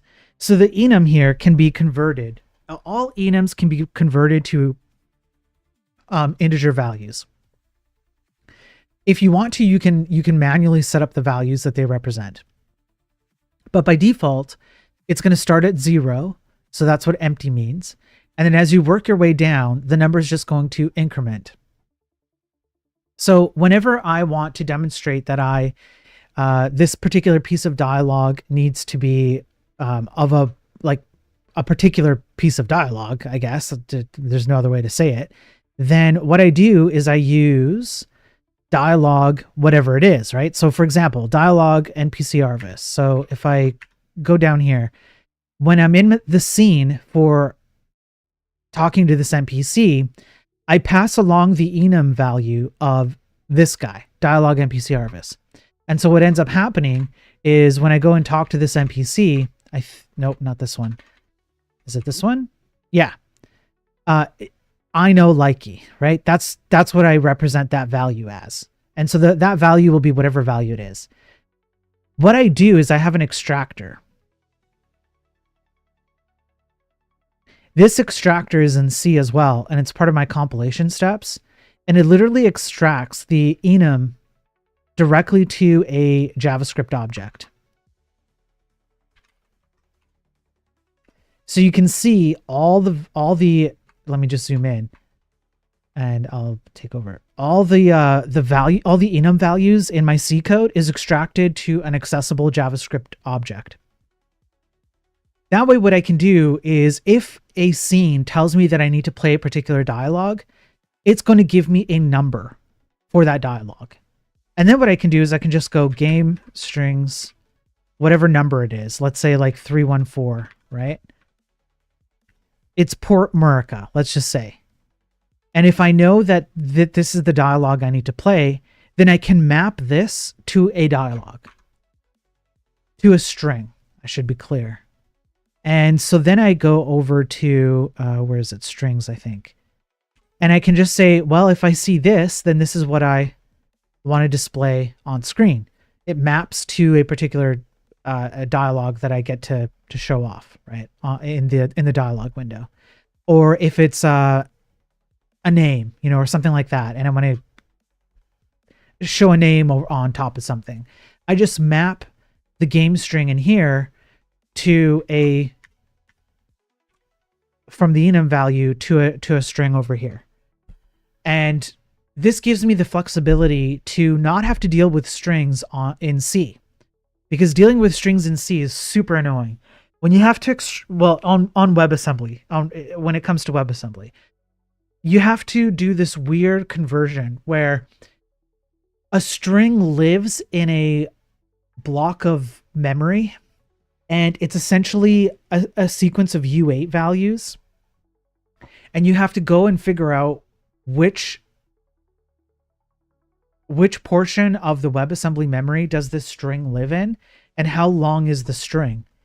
And if you're not dealing with dynamic strings, then, or if you're not dealing with dynamic memory and everything is pre-allocated static, it actually makes it a lot harder because you can't rely on a preset position, right? It's all dynamic, right? So you have to like block off a particular size, and that size will have a limited string length because it's pre-allocated and static and never changes. So even when you get past those hurdles and you're like, well, okay, so I know that my string can never be bigger than this size, and at least I know that it will always live here, etc., etc. Even if you get past that, then you still have to do the conversion method, which is you have to go read it on the JavaScript side and then convert to like take that block of memory, take those U8 values and do like a text encoder and text decoder if you want to update the string from the JavaScript side. So it's weird, and it adds a lot of it adds a boundary that you have to cross over every time you make those calls into WebAssembly, and I'm just like, forget it. So I'm just using the CNUM, and it's just an integer value, and you just call it, you just receive an integer value, and then you just determine what the string is. And then that way you can have like a JSON file instead of like this. You could have a JSON file, you could have a YAML file, you could have a text file, you could have whatever kind of file you want. If you're rendering this on the desktop, you could just have a file that contains all the mapped integer values to strings, and you could port them over to all the different rendering varieties and translate it, and you don't care about having to recompile the core game code. The core game code stays the same. So anyway, that's why I'm doing this.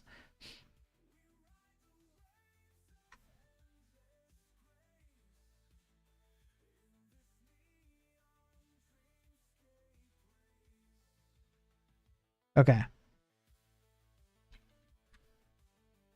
Now, I don't have any of the inside of the building, so I'm not going to worry. I don't have any tiles for it. For building insides, yeah, I don't really have any tiles for that. That's fine. I'm not going to worry about that. Could I repurpose some of these? Maybe.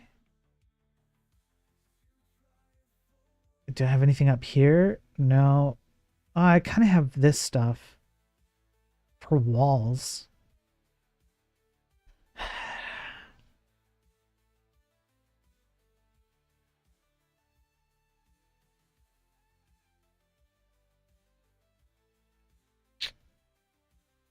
I'm not going to worry. Yeah, I'll leave it alone for now. Okay, so then what else could I work on?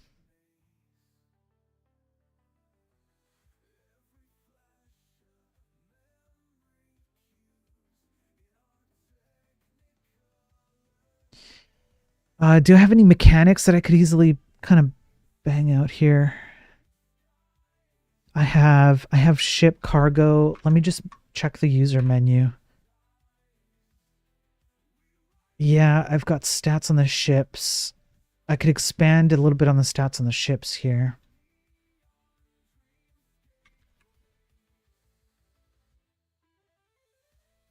I could fix the UI for this. This is pretty bad, honestly. You can't even see the damn color.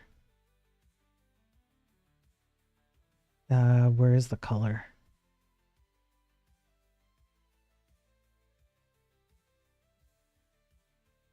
Okay. So I could just do pop-up color black. Okay, why don't I just do that? That's probably an easy thing to fix real quick. Pop-up. Oh. Fine. Okay, we'll leave that be. We'll go color black.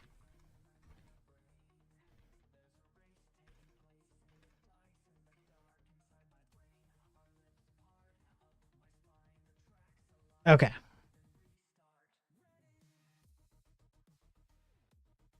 Can I buy? Did I do the buying ship thing? I did, I think.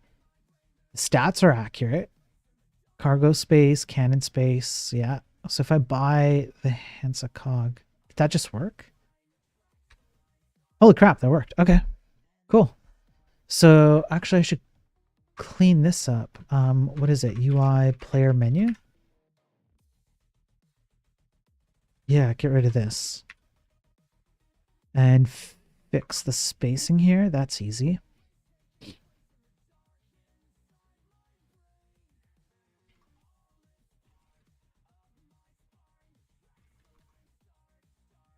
Okay, let's go buy a ship. Let's buy the Hansa cog. Nice. Not exactly what I wanted, but now I'm wondering what the heck. Ships list, HTML ships, yeah. So what's your deal?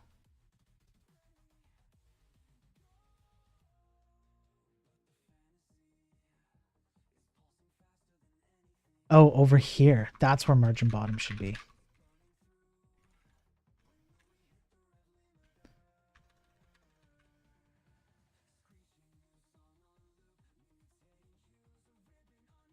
There we go. Okay. Now, if I go over to the battle, I have 2 ships. Okay, let's try out a battle. Oh, I have to fix the cannon. Okay. Then I'll move. And my turn. Okay.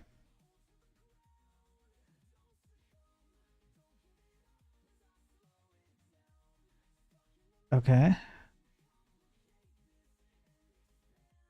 Oh, that's weird. You can do both at the same time. I should fix that.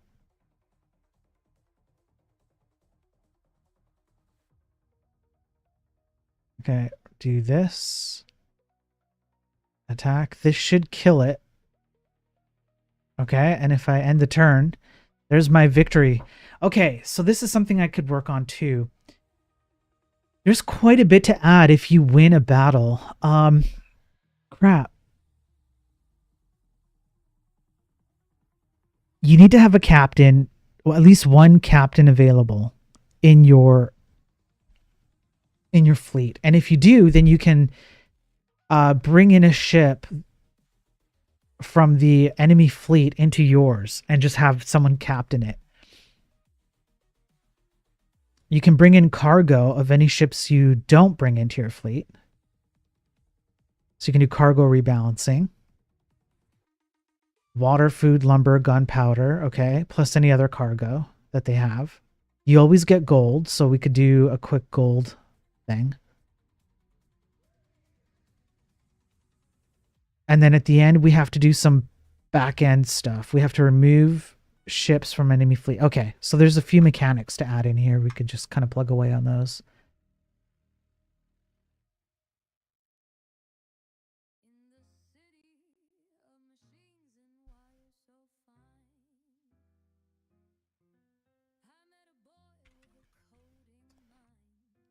Ocean battle.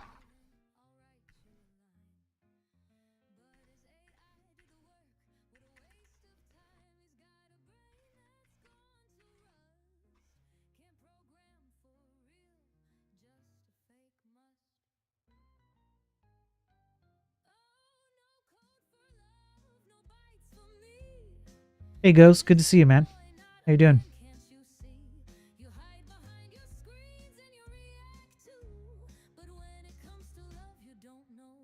So the ocean battle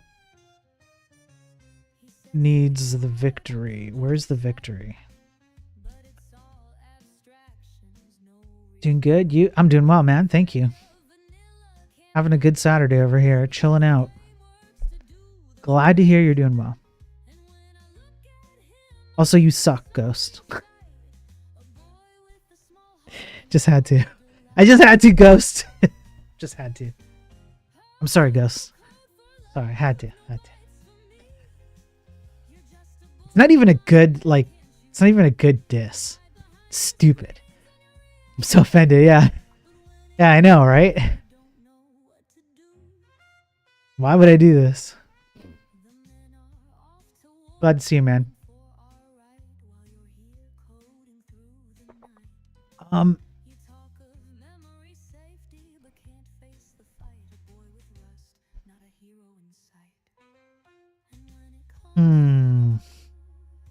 Where is my entry point for victory?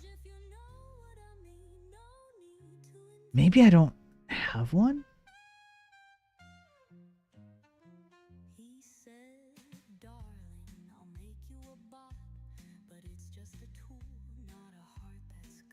Crap.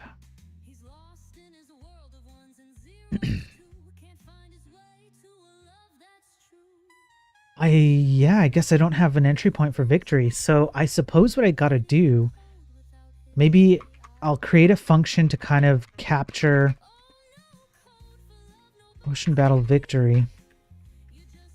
And we'll just console log that we enter here.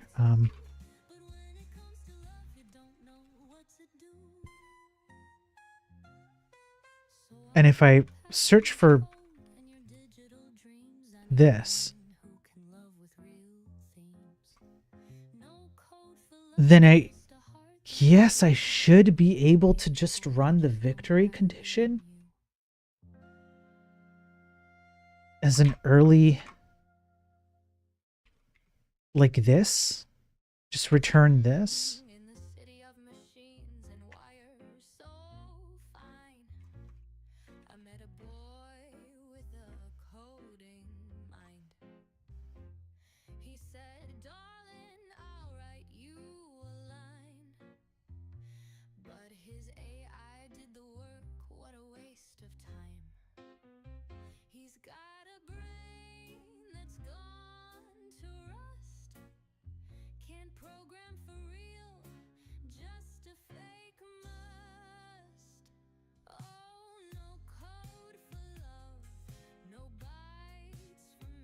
Yeah, I guess I should just do this.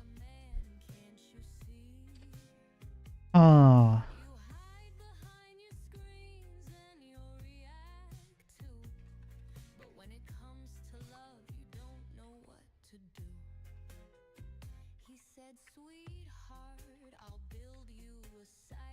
Okay, so all the dot victories should run the Ocean Battle victory condition. So that way, no matter what, if there's a victory and you try and run one of these, it's just going to take you to the victory. I think the order of operations will be weird, because you'll do an attack and technically it'll be victory, but nothing will happen until you take another action, but victory should just auto run. But whatever, it's fine for now. So here I want to figure out like a random, well, not random, deterministic amount of gold to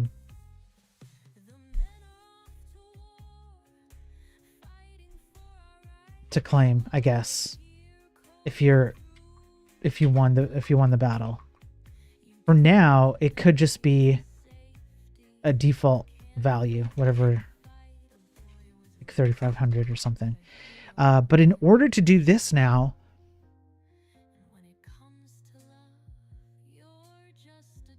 I need a way to read that, which means I have to store this somewhere. So I guess seeing Ocean Battle, what's in here?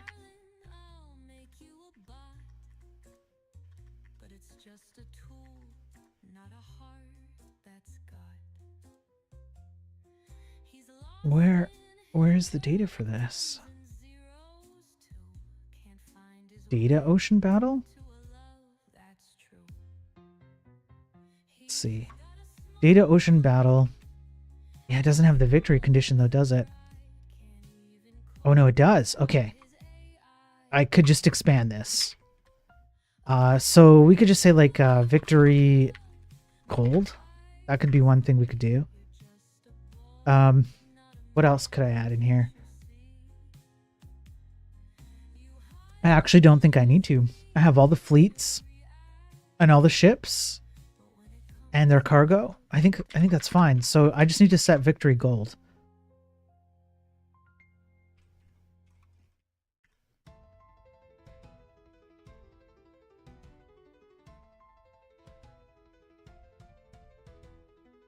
Okay, hang on.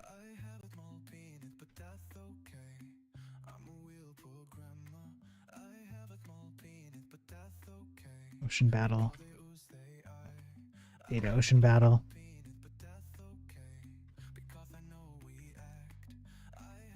Okay, and then we'll just automatically apply it. Player. Crap. Add player gold. Here we go. I think we'll just like this, and we'll go.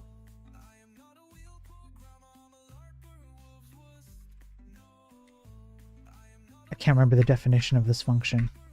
Yeah. Okay, I did it right.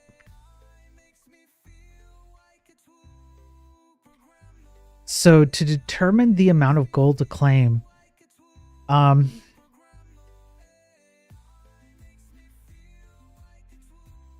what kind of algorithm might I want? I'm not sure yet. I think it might be best if I realistically grab the gold that like the enemy fleet actually had, because all the enemy fleets they're not gonna be randomly generated. They're gonna be driven by a captain, an NPC captain that actually exists and actually takes real world actions, including like trading and piracy. So they're going to have some gold. As like the cap, so maybe just make it like take the gold from the captain of the fleet.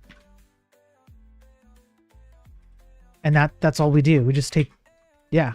And then every once in a while we'll have to seed the captains that got destroyed, and we'll have to give them some gold so that they can continue operating in the world.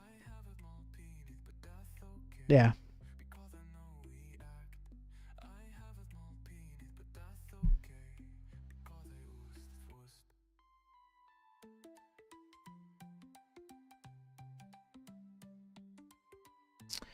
And that's another thing that I would like to do is on every tick,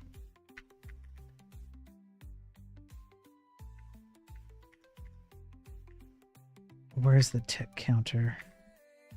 Here we go. In here,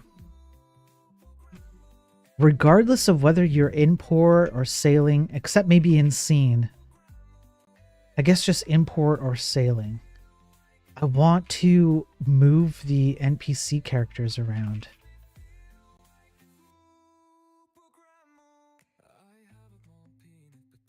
Okay.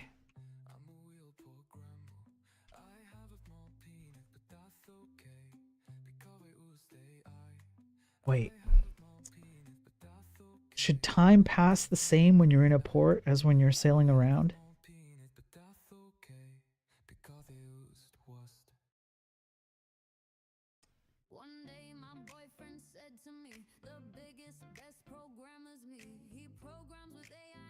No. No, I think we should slow time down. That would be more realistic.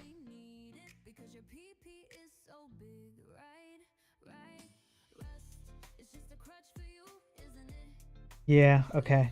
So we're not going to move NPCs around in port. So this is fine. We're going to move NPCs around when you're sailing, but when you're in port, unless a day passes. So this would be the only thing that would, okay. Update NPC movements and actions, but only if a full day passes in port. What's up, Pure? Good to see you. How you doing?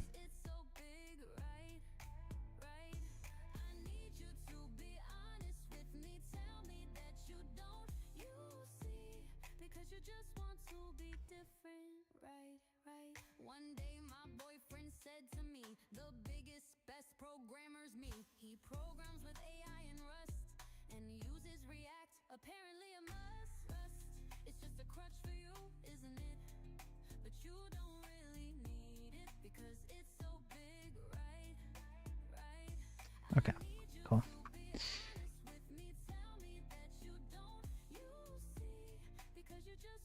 Okay, so since NPCs are moving, I don't need to worry about that.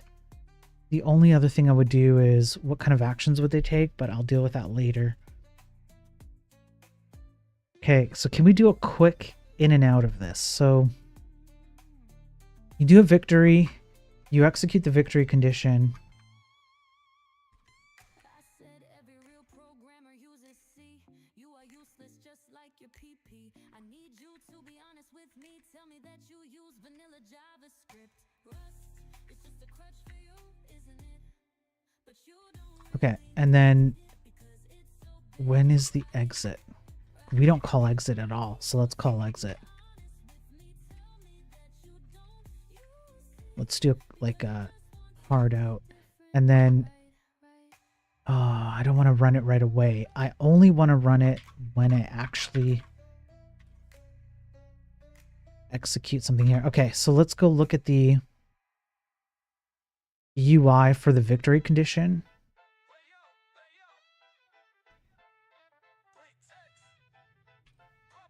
There we go.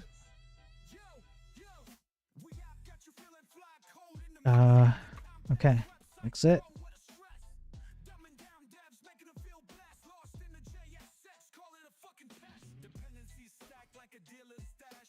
UI Ocean Battle exit. Okay. Does that call Scene Ocean Battle exit? It does. Okay, perfect.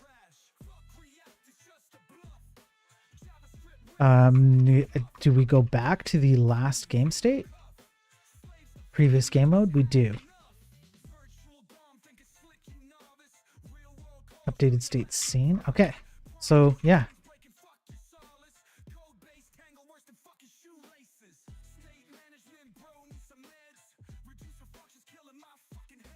Okay, then the other thing I want to do is where's the ocean battle data?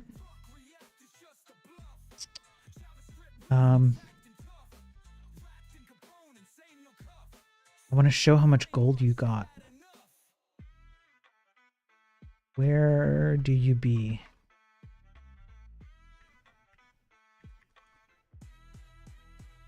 Here we go. This is what I'm looking for. Ocean battle. And okay, and then you're gonna go. Crap. Here we go. You won whatever gold it is. It's victory gold.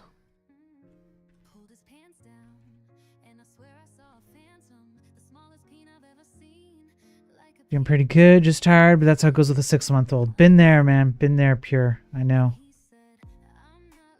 So the question, what happens now if I redeem an unhinged rant? Nothing. It's a chill stream. It's not an unhinged rant stream. I'm too chill for an unhinged rant. I'm just happy I'm back to building the game a bit, so you're not gonna get anything good out of me.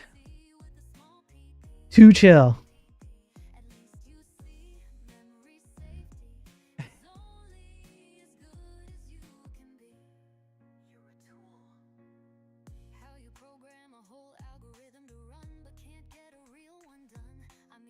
What did I do? Seeing an ocean battle board should not return a value? Did I really bork this up?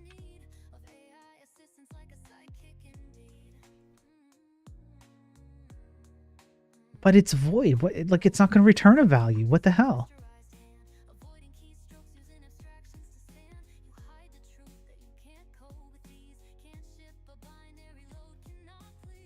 Fine. I guess.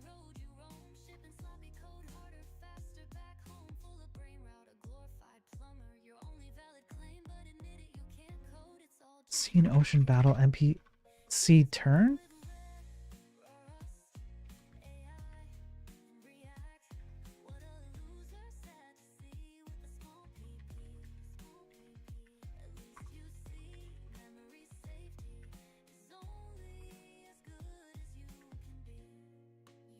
What the hell? Conflicting types for Seen Ocean Battle Victory. Did I already have an Ocean Battle Victory somewhere? No? So I don't know what the hell you're talking about.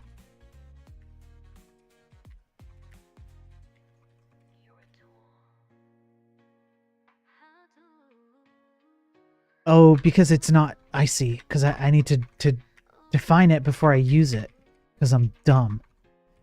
Because I'm a dum-dum.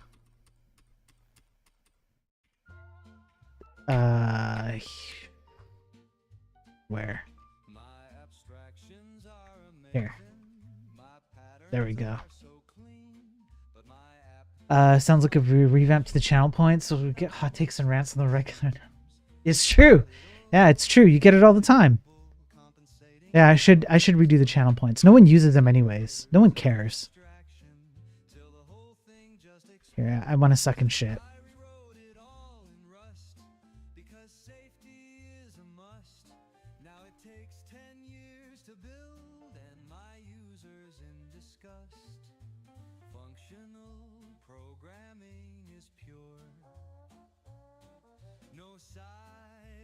You can't. Yeah, Ghost doesn't care. There.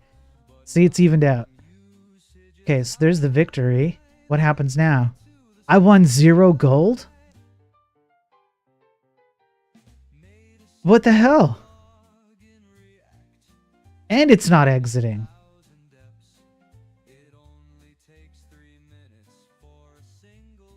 How did I not win any gold? What the hell? Let's go down here. Yeah.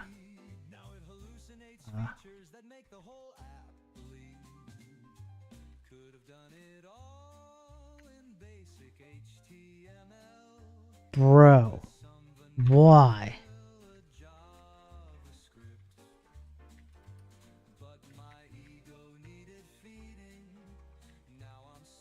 Victory gold. 3,500 smackaroos.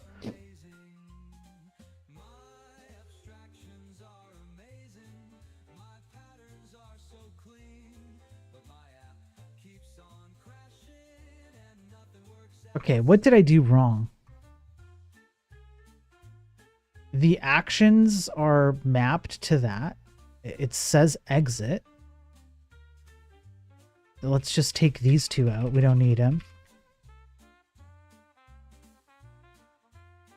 It's not 0, man. It's not 0. Okay, how about this? I got an idea. Let's go and manually run the damn thing. So if we run Seen Ocean Battle Victory. Okay. Now it's 35. So it's not running.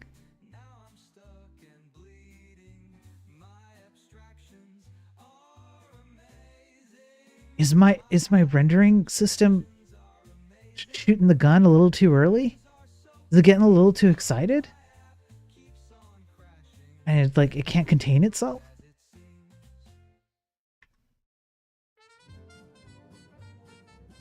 Yeah, I kind of think it is. Yeah.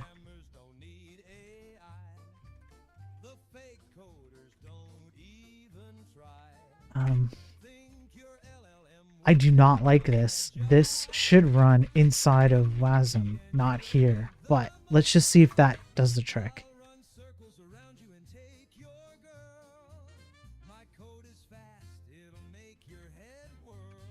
Okay. And we'll move over. We'll attack it.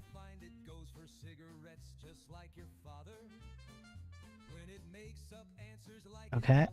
And we'll end the turn, and the NPC takes their turn, and then we'll move closer. Now we're going to kill you. And then I end the turn. There we go.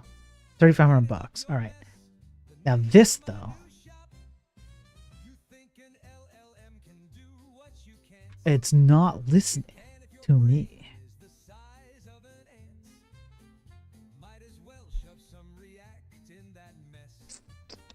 It won't make the crap smell any less. Some of us folks Is it even executing the function? lazy losers fight themselves like you. You're lost And what happens if I actually run it? UI ocean battle exit. lazy snare. Okay, so it exits, but it doesn't take you back to Your code's a mess and you're the port. you rely on AI day and night. Why? But when it fails, you'll be in quite a fight. Your project stalls Ocean battle exit, exiting scene. Yep. and your career will end in a Okay, let's go have a look at some of the other exits and see what we're missing. AI's the future, a magic spell, but That's the bank. Yeah. skills will dwindle to hell. No, this is all correct. With a story to tell of how Yeah, previous game mode. dreams fell. You think an Okay, am I not initializing it correctly? Let's have a look. can if your brain is the size of an ant. Might as well Oh, that's right. react in that mess. It won't make the crap smell any less. I gotta load the world. That's why. War two, lazy losers fight themselves like you. Okay, and I need to store which world I was in previously. That's the problem. Okay. Crap. Battles only take place in one port. I guess just load up the damn port. For now. Track previous world you were in. We're going to generate world, and it's going to be Athens. Code tangled like a rat's nest. Swear it's a circus developer straight depressed. Spaghetti on the screen, every hook got 'em stressed. Fools feeling smart, Okay, let's buy a ship. press the pest. React. Got programmers looking whack, code broke as hell, but they puffing out their chest. Think they slick, but they lost in the stack. React's a mind game, got 'em possessed. Yeah, possessed. No. Yeah. JSX garbage, layers thick like molasses, mess in the module, stumbling like Okay, exit. components, my assets all clashes, feel good syntax, but it hides the aesthetic. Oof. Got programmers looking whack, code broke as hell, but they puffing out their chest. Think they slick, but they lost in the stack. Reacts a mind game, got 'em possessed, yeah, possessed. Drowned in carbon. Updated state worlds. Updated state everything. We should probably do that. Libraries like a chunky for a hand. Every damn update, breaking shit like a Damn. Okay, let's just do it again. Let's compile that and do it again. Don't look at chat. Nobody writes anything here. Nobody cares. It's true. It's true. Middle name anxiety. Thanks for the follow just now on Twitch. I appreciate it. building apps in hell. Routine's a damn job, freedom's in the jail. Smart as Einstein, nah, more like Wile E. Coyote Frail. Make sure you say hi if you're here, middle name.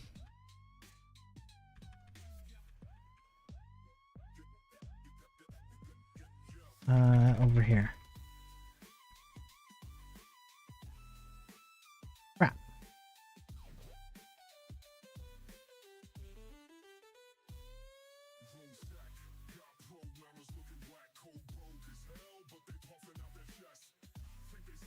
Okay. Do that. Will you go back to the port? Ah, so close. Cannot find world 313. What on earth are you talking about? Listen, code.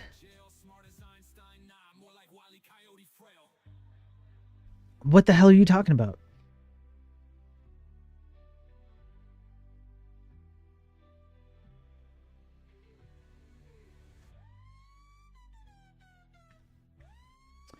Oh, I named it incorrectly.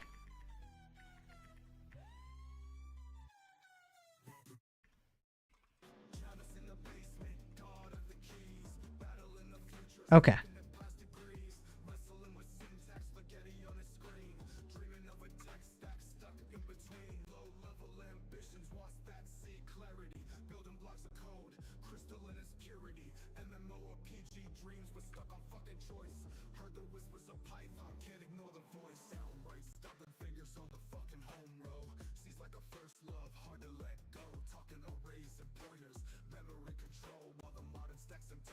Okay. Blah, blah, blah, blah. There we go. It's better. I don't know why I did this, but okay.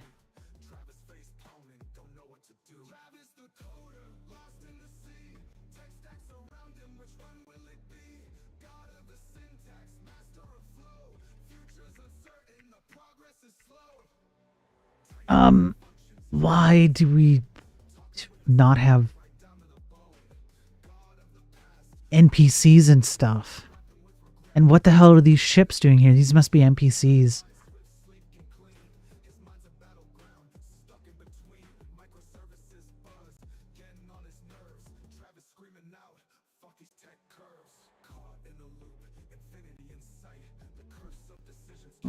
Pure, I would contribute more if I were an actual developer. What Spirit does is over my head. Must he messes with HTML and CSS. Sometimes I follow if JavaScript comes into play. It's not as hard as you think, Pure. I'm sure you're better than him. Everyone is. Shut up, Ghost. Shut up. It's not as hard as you think. Most of this is just on this C side. Most of it is just functions and arrays of data. And depending on certain triggers in the array, you just call like other functions. Ultimately, that's really what it is. And that gets turned into like a block of functionality that runs in the browser. And then JavaScript just calls it. That's pretty much it.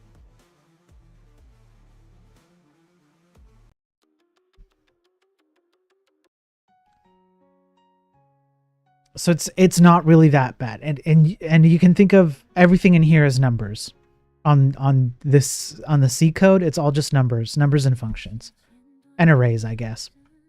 That's it.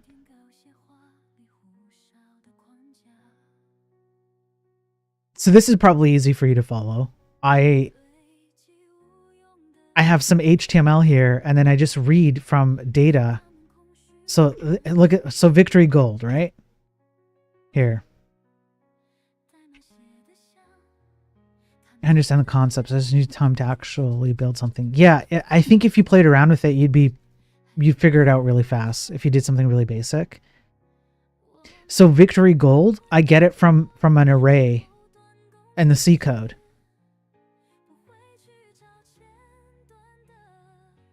That's essentially it. It's not hard. And then I just render it. Not so bad. And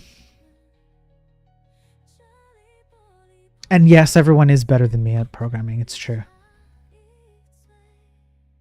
It's demonstrably true. So what am I doing wrong here? I must not be clearing my NPCs or something correctly.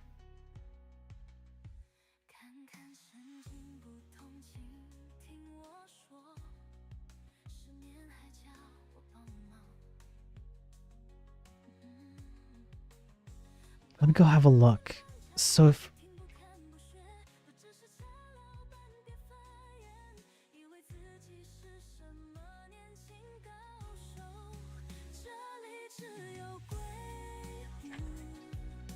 generate world, where are you?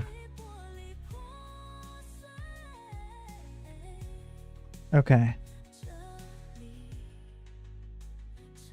I am definitely clearing the NPCs and the entities, the layers. I'm totally not clearing the NPCs. Come on, that's got to be what this is. Free storage world NPC slot. Like that would totally explain why. These are ships. 2, 1, 4, 2, 9, 4, 9. Yeah, 4, 5, 6, 7. Oh no, it is correct. It's rendering not correctly. The heck? Am I not in the right world?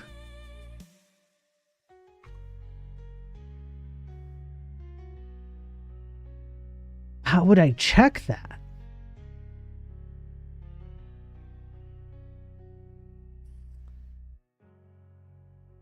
Where's my UI helper? Here. And here's...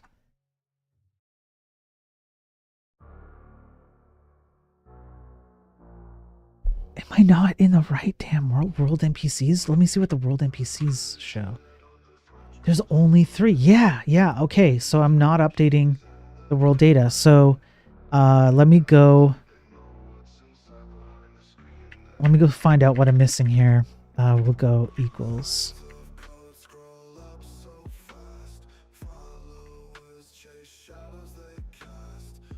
Update world NPCs on game helper. I think it's gh.update world NPCs. That's what it is. Okay, I gotta run this.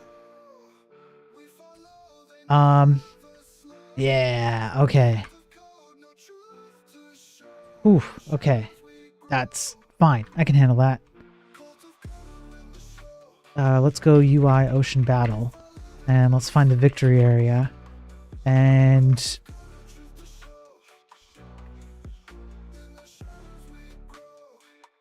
where's exit? Here. Okay, why do you need this here? Shouldn't update everything. If I could spell. Trigger this. So I do have, so in my rendering animation frame, like every frame, I have a trigger that determines when I need to update these, like the world NPCs and stuff, because the WebAssembly code got updated. It's supposed to determine that it needs to do this update, but maybe it's busted.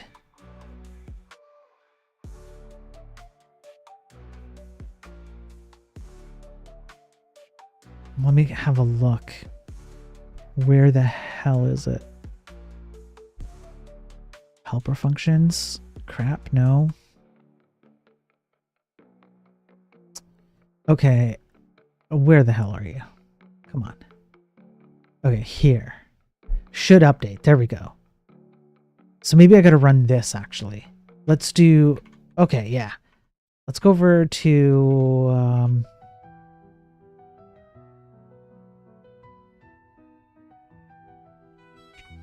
should update, and then I want to see where else I'm running. Should update. A lot less lazier. Turns out I had it wrong. I feel like I don't belong.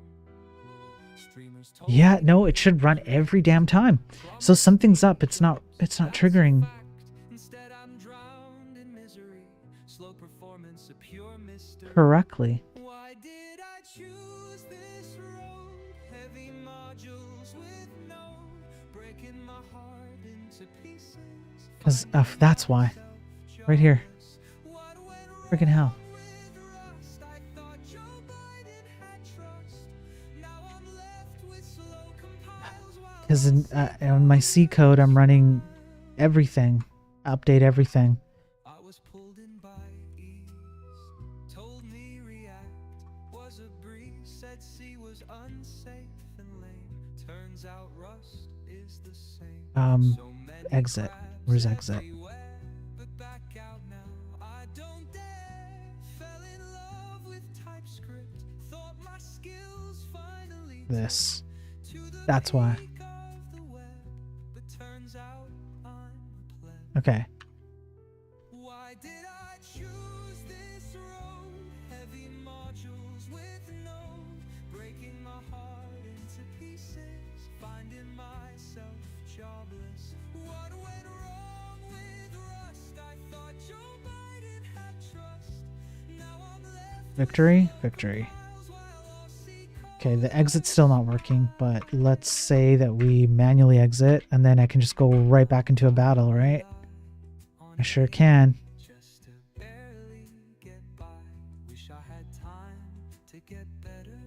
I'm stuck. But I haven't re-updated that. Of course I haven't re-updated it. Yeah, of course. That makes complete sense. Okay. I need to refresh the enemy ships after, but you don't do it unless the captain of the enemy fleet takes care of their fleet, so that makes complete sense. Okay, battle system's pretty much recyclable now. That's good.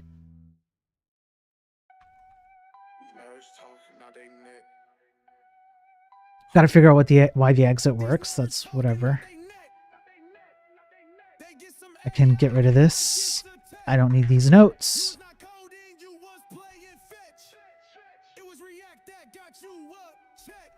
Okay.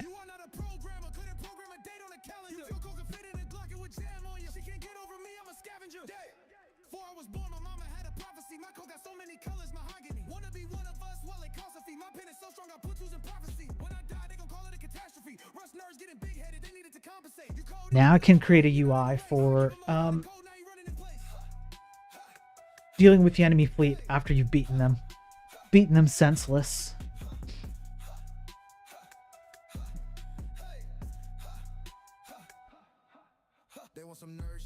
Now I would like to have land battles.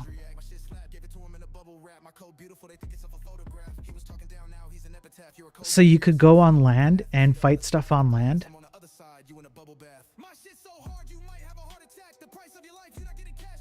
I don't think I can reuse any of the UI for that though. So I'm not gonna, I guess I won't worry about that for now. I can use the rendering of the battle area, and instead of ships you'd have like NPCs and they'd move around and do particular kinds of attacks that I can keep and reuse for now. But the victory I think will have to be different, so I won't worry about it. Yeah, this doesn't have land battles. Not that I recall anyways. Yeah, I don't think it does. That's fine. Okay. So I'm going to need to have two sections.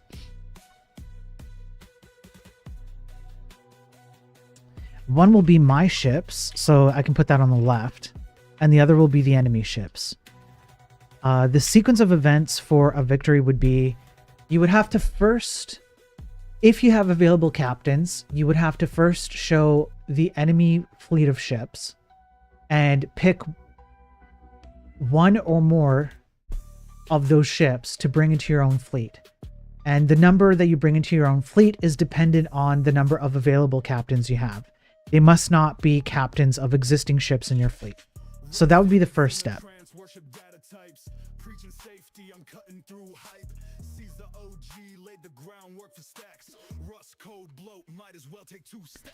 It does not need to be... it doesn't need to be a 2-column template. It can just be one. Let me go over and grab some of the UI. Where the heck is it now? There we go. List header and UI panel. That's what I was looking for. Okay.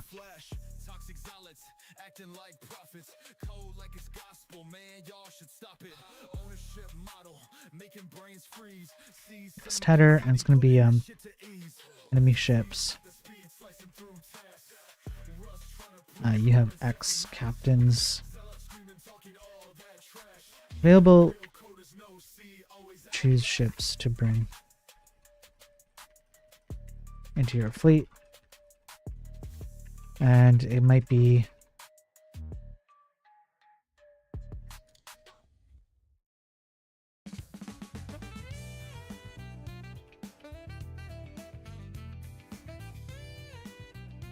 whatever. We'll just fake out the data and you'll select them.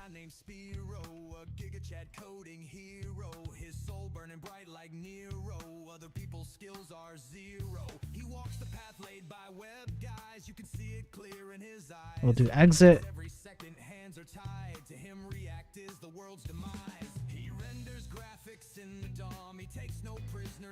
I just fixed my MariaDB Docker container. It took me 2 or 3 days. Skip networking was turned off in your myconf.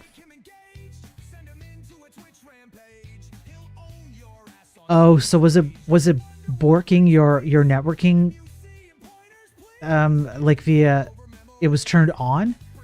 Oh, so it wasn't connectable. So you couldn't even connect to it. I think I see. You're like, yeah, why isn't it getting a port? Yeah, because it's turned off, bro. Nice. Nice. I like it. Sorry to hear that, man. Sorry to hear that.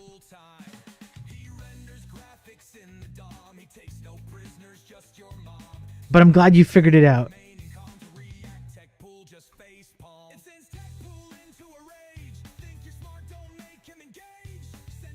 Okay, cancel.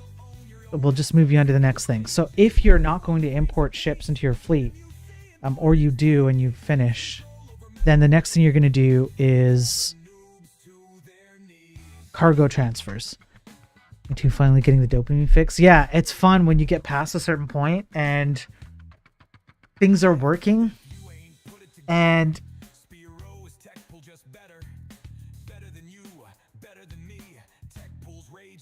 I would argue that the dopamine hit that you get from building something that is working and simple is higher than the dopamine hit you get from something that's working and heavily abstracted, or like a heavy library or framework.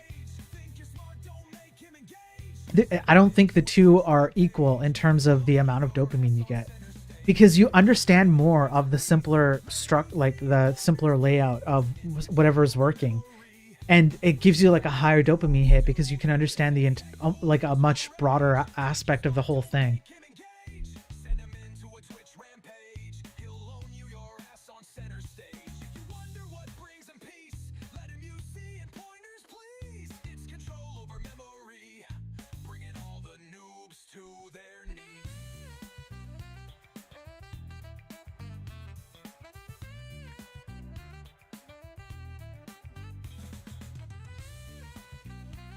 Now I do have I have a 2-column CSS somewhere.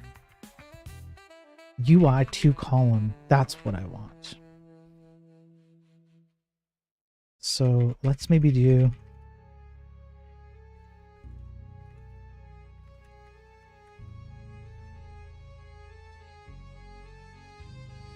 rotten to the core, very past its prime. Code editors can't save you, except maybe Sublime. Your AI a fake god.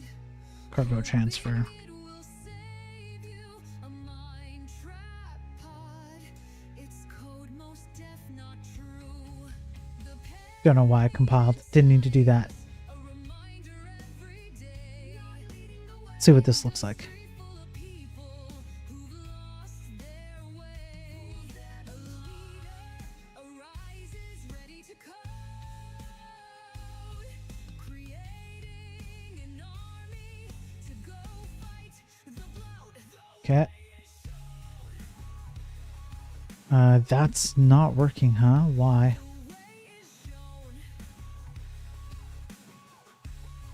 UI 2 call. Oh, is it not large enough? Being lied to, There we go. Okay. nothing I can do but accept this Hey, that'll work. performance fate. And then it resizes down to single column when the viewport is too small. I might have to change the media query to be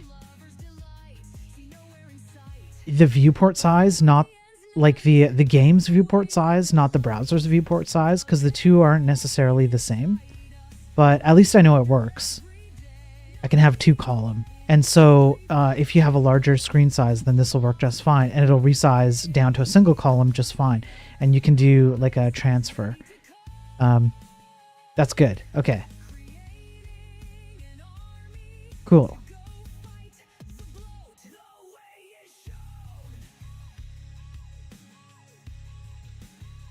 This will work. I think this will work. The inputs I need. Nobody cares, node modules a score. Stop doing this Not that. Where is it?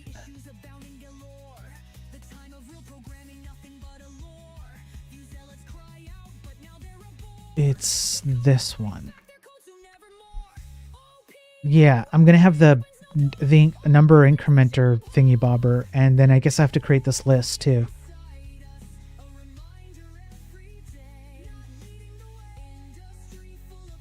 Yeah, I can use this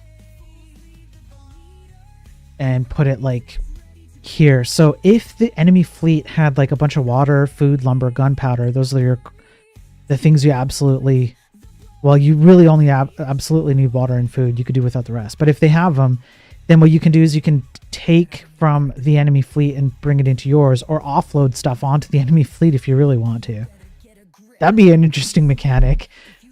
What if you destroyed an enemy fleet, but like 3 ships survived from the enemy fleet, and so you give them all your gold, or you give them like a really rare cargo? What would the enemy NPC do then? That'd be interesting. Yeah, I guess there's no reason why you couldn't do that, and then just send them off their way. It's just super power up an enemy NPC. Just give them a whole bunch of good cargo, and then they go off and sell it, make a bunch of money, and build like these amazing ships. Way faster than you, because you just keep pumping them. And then every time you fight them, the captain NPC just gets stronger and stronger. You just keep giving him good stuff.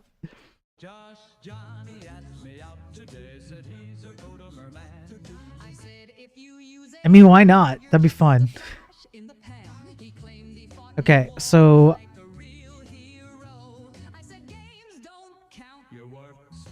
let me see what the CSS for this would be like. We've got a title, we've got a list header, we've got a list item, we have a grid, we have a button row, a full button.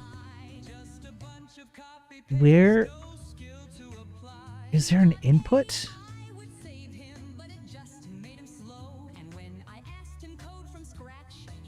Title, list or list item, grid, button row, button. Where's the input? Quantity input right here.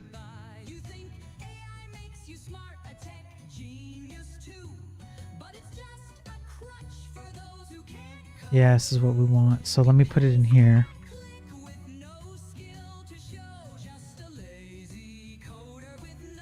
And are the minus and plus buttons regular buttons?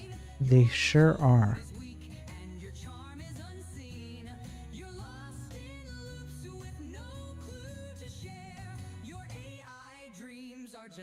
Okay. So here,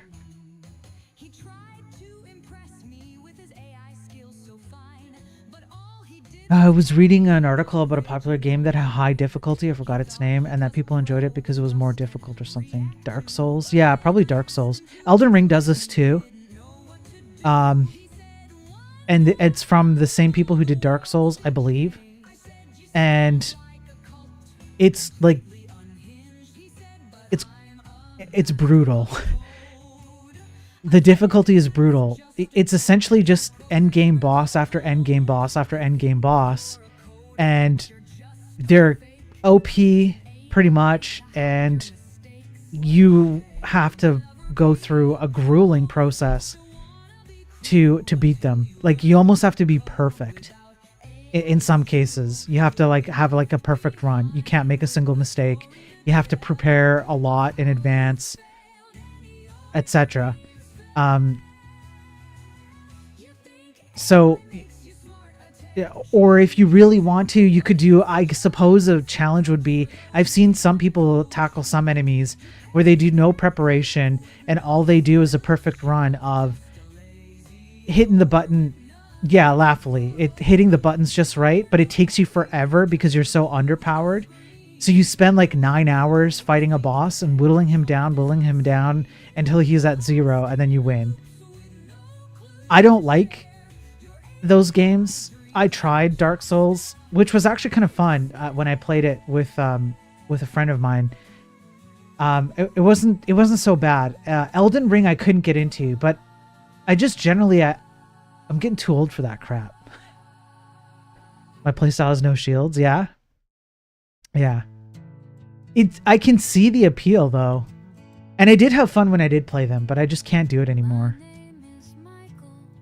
I'm too old. I don't have the skills for it.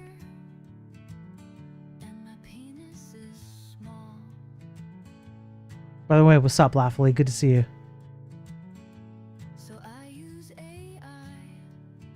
Yeah, that would be interesting if you wanted to. You could make NPCs stronger by giving them your gold and your cargo and stuff after you defeat them. Because if there was at least one ship left over from a victory, you could just give the entire fleet whatever you wanted, and then you just keep beating them over and over and just keep giving them good stuff. And then the NPC goes out for a while and like makes itself better and comes back with better ships and better stuff. And then you have to fight it again and it just keeps getting better. That'd be kind of funny. I like that idea. Been looking for a couple hours. No problem, man. But good to see you. Hope you're doing well.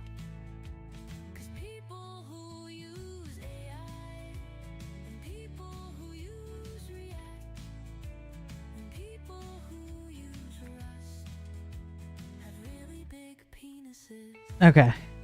Cool. Cool.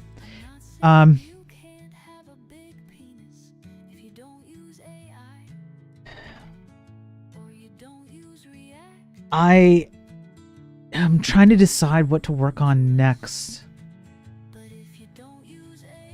I have a good way to handle the shop inventories for you, but a bit much to explain in chat.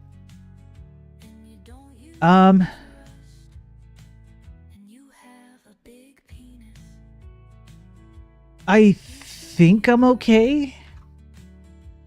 I'm hesitant to say that. It's just a flat array of numbers that point to items in the game, and the items are static. And I just create an array, and it just represents the inventory for that shop. And then I just release it after. Or clear it out, I guess. I don't really release the array. It's pretty simple. I don't... No, I mean, the stuff you were talking about earlier where the availability is dynamic. Help me out. I don't remember.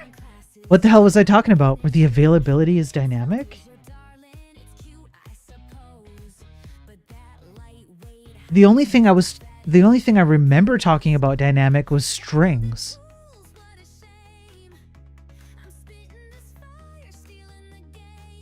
I don't think where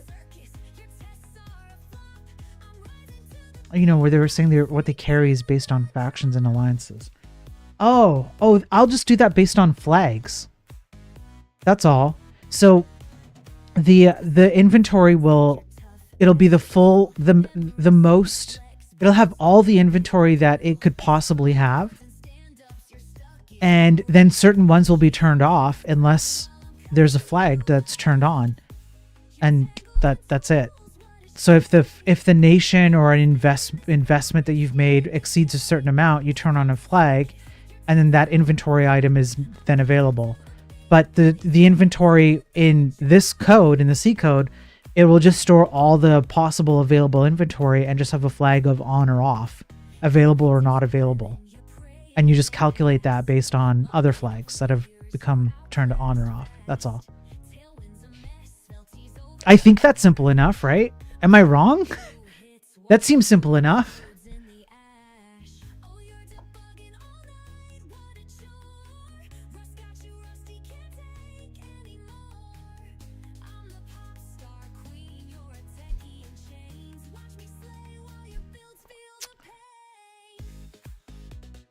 Well, that's okay, but the thing I have to propose is great and even more simple to maintain.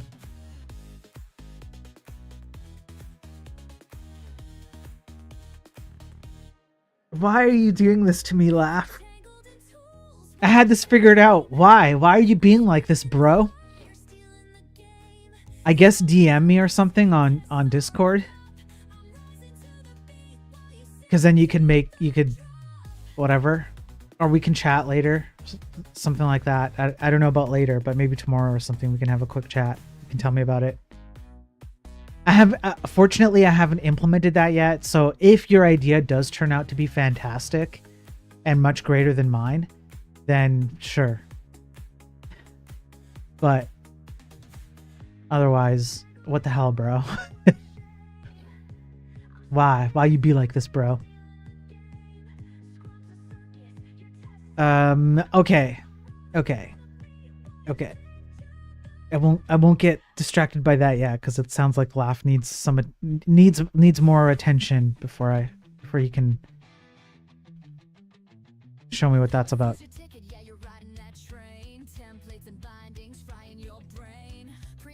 Okay, I could fix up some of the UI.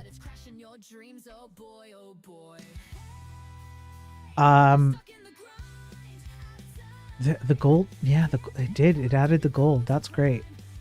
I can buy products, yes. Yeah, and then yeah, I can get one of these, and there it is. I wonder, can I get? Ah, crap. Let me make sure I can purchase more than one product. 2. Yep, perfect, works. It's based on an idea I read in a book. Imagine that, a good book. Yeah, imagine going to the library. I need to update the bank. Let's say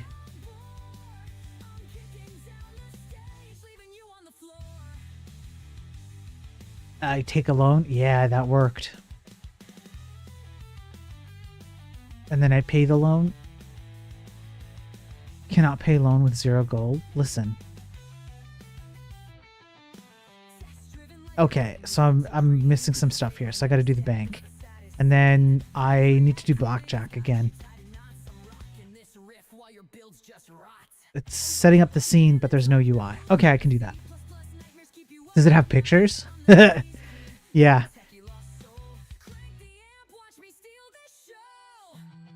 Yeah, you absolutely need pictures.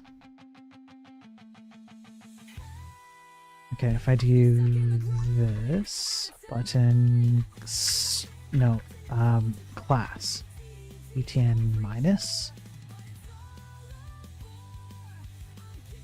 input class, input,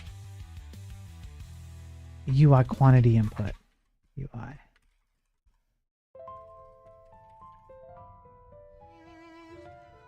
Value.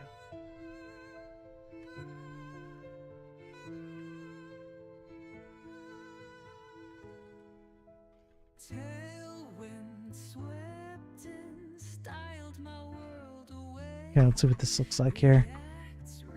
It does? It has pictures? It's not the Very Hungry Caterpillar, I promise. Though I do have that somewhere. That's a good one.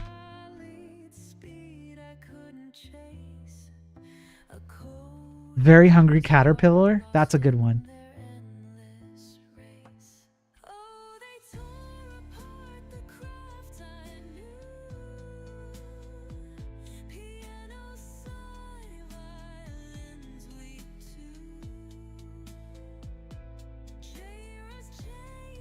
Books have kind of like, oh yeah, there we go.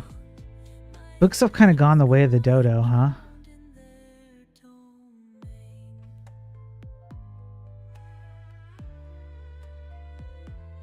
Okay, so I just have to fix the plus minus, but this will work.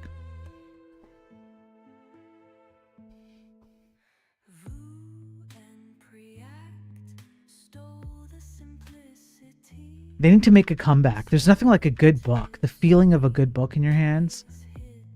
There's nothing like it, I'm telling you. Kids these days.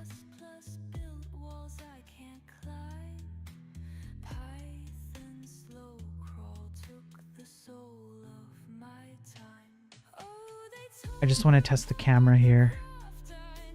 Yep, okay, it works. No issues with the camera.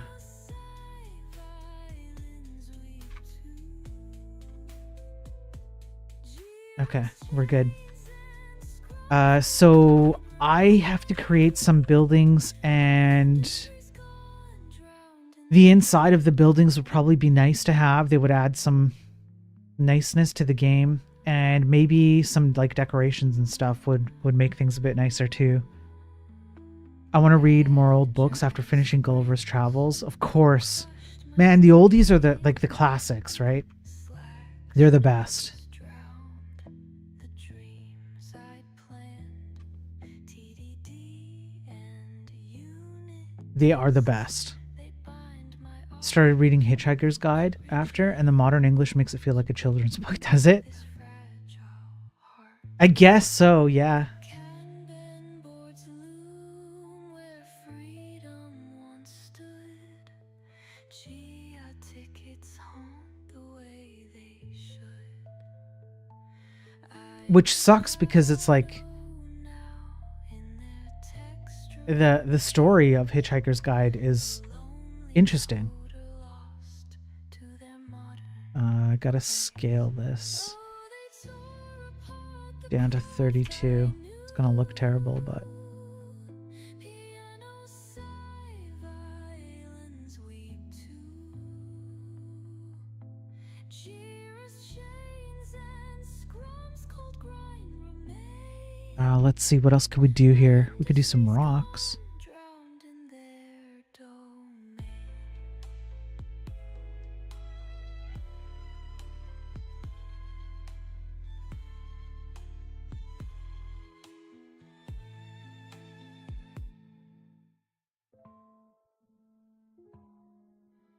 The heck? Here. It's weird. The hell, Gimp?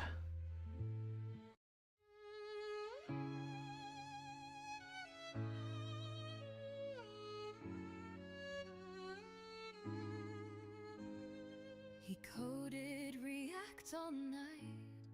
Thought he'd win my Okay. Need more of that archaic style. Yeah, the movie was not so much. Never seen it, probably never will. Don't like watching films of stuff I've read. play. Except for Lord of the Rings. Come on, Lord of the Rings. Rust in his soul. Laugh. I swear, if you tell me that Lord of the Rings was not a good rendition of the book, we might have to stop being friends. I'm sorry. Oh, these tech boys let me down so low. Pianos cry. I have seen that and read some of it. I noticed that you didn't answer. I noticed that you avoided. I've seen The Hobbit. I'm not talking about Hobbit. Forget The Hobbit. The Hobbit was bad. I'm talking Lord of the Rings. I kept him buzzing. Said he'd make me swoon. Lord of the Rings was not bad. Lines whirling In my opinion, it was great. too soon. I swear, if he says that it wasn't, I might have to question my friendship with Laughley. Left me cold undone. Legit. Oh, these tech The books are still better. Even the DX films were missing entire subplots. Okay, yes, the books were better. I agree with that wholeheartedly. But the movies still did a good job capturing the essence of Lord of the Rings. There were good movies to watch, even though they were based on books, which is rare. That's rare to have a movie based on a book that actually turns out to be good. react promises. Just a thin, weak wire. Don't do me dirty, Laugh. All day, but he'd stumble and fall. Boys, you're witnessing the end of a friendship right before your eyes. The end of a friendship. So painfully small. Laugh answers with I guess. That's not acceptable to me. It's over, Laugh. He'd flex and he'd It's over. I can't be friends with you. unit test. How dare you, sir? Failed me the most. I guess. What is this I guess crap? It either is or it isn't. It's do or do not. There is no try. Story of what they're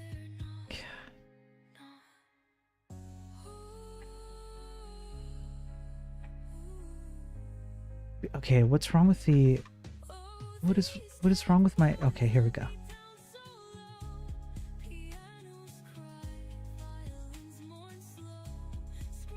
Okay, if I'm going to put in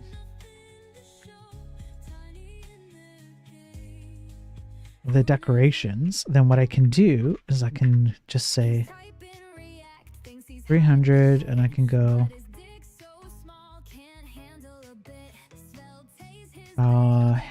let's export.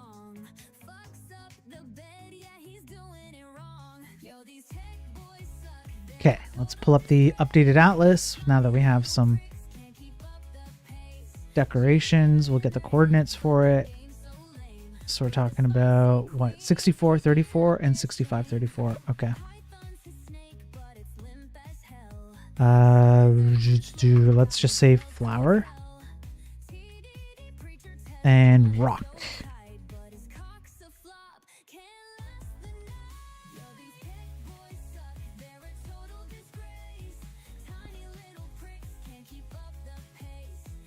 $64.34 and rock is $65. Now, if I go back to my generate worlds,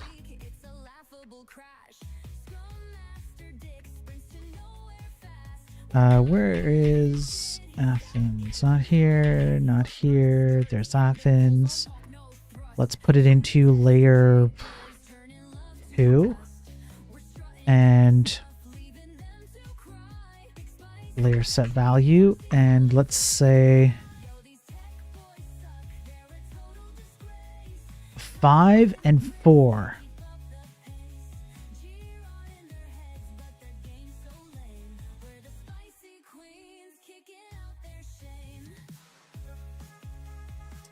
Actually, 3.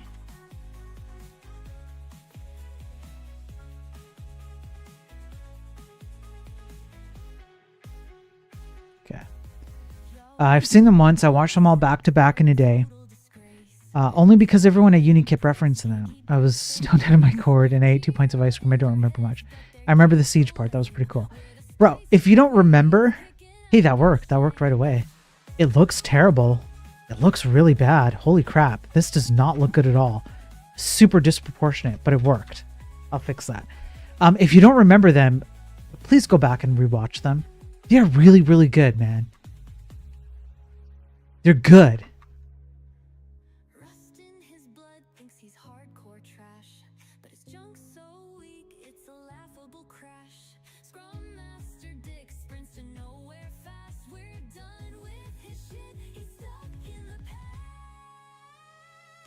Yo, these tech boys suck. They're a total disgrace. Tiny little pricks can't keep up the pace. I'm gonna scale these down. But their game's so lame. We're the spicy queens kicking out their shame. I don't know how this is gonna look. It just has to not look stupid. Okay, that's fine.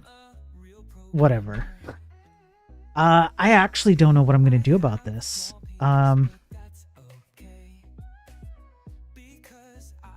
Well, this is fine.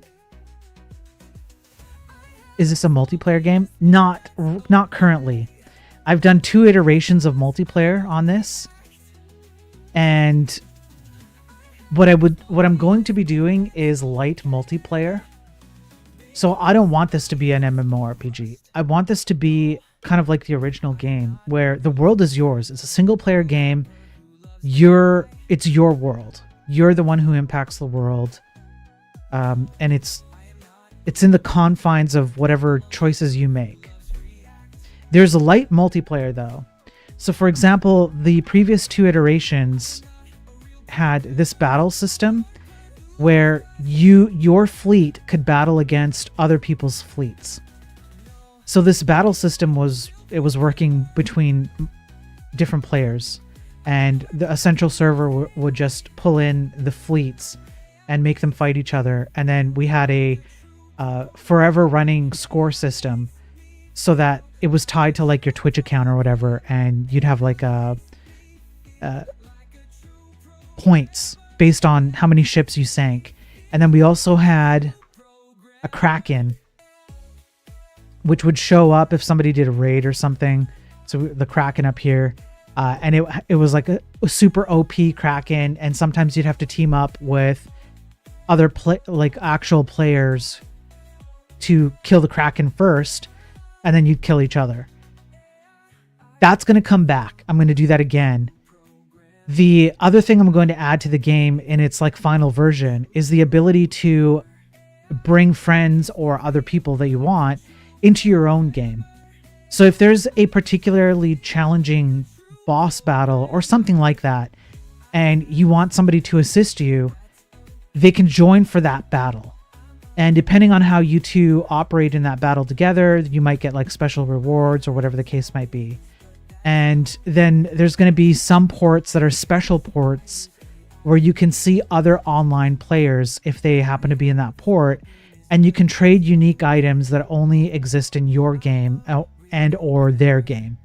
Because I'm going to add some randomness to the items that get created based on how you play the game. And so you might have an item that is completely unique to you, nobody else will ever have, and maybe somebody wants to pay you for it, right? But ultimately, the game is single player. And so everything you do is it's your world. That's it. That's the starting point. So it's not really an MMORPG.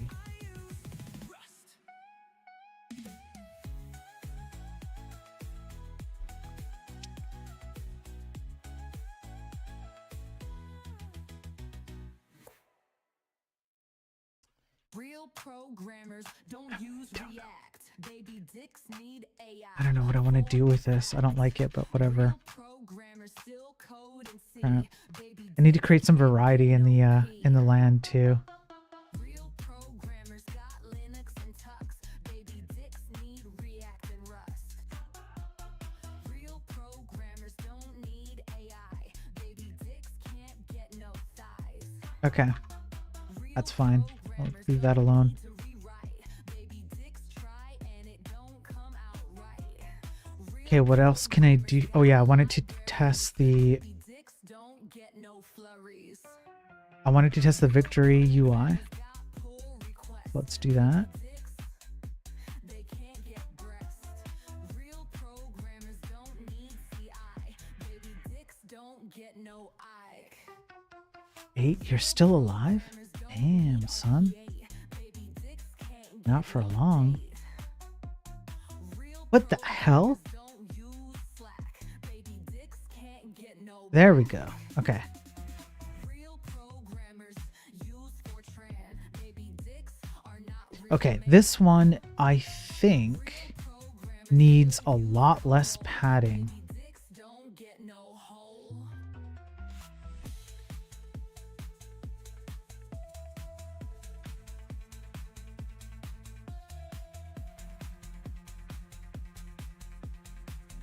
And the font size is way too high. Maybe I should just even them out. Yeah, and the font size would be like... Can you get out of here? Jeez. It can't be too small. Yeah. Yeah. You sit there crying like a baby, all because you wanna be lazy. Fight back hard when someone tells you your abstractions won't save you. But that spirit's gone when we're in the bedroom, asking AI how The joys of UI. listen here, you programming boy child. Undershit your No, code. display. Grid. How hard is it to wrangle J? Grid, auto flow column. No less. You don't need those silly abstractions. React won't save you There we from go. performance infractions. That's stupid. Think you could keep me while clutching the rust from memory safety, like a child with his blanket. Your manhood, you sank it. No surprise to me, guess. though. Code like a real man, bro. The border's fine. The padding, I guess, is okay. Code just like you I don't know. tried to make believe you were big, but baby sized I see. Think your big brain not using C, but Okay, it's fine. I'll implement this. try to get me back with the React website. Waited for the load all night. .btn. Time you couldn't perform. Real men hype my media, you little worm. Just get to it, use Okay, so 0.2.1. money and take a wild guess. It's too scary for your childish brain, so you'd rather anguish and pain. With build tools and And the UI ocean battle here. talking to it. Maybe it'll love you when you die. There's no saving you from your own disgrace. Water While quality over here. grow a pair and stop crying. Your lazy shortcuts align. Your code runs so hot it's frying. Okay. So many security holes, we're crying. We'll have to spruce this up after, but I can deal with that later. Your pants, it's all that you got. Get used to your hands. Okay.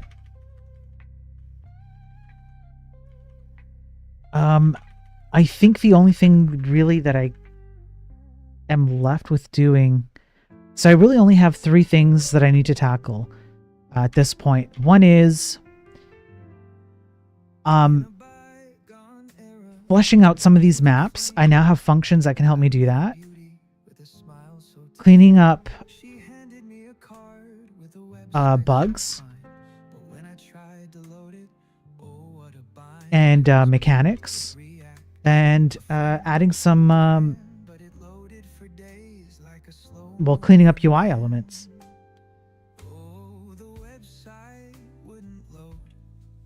And that's it.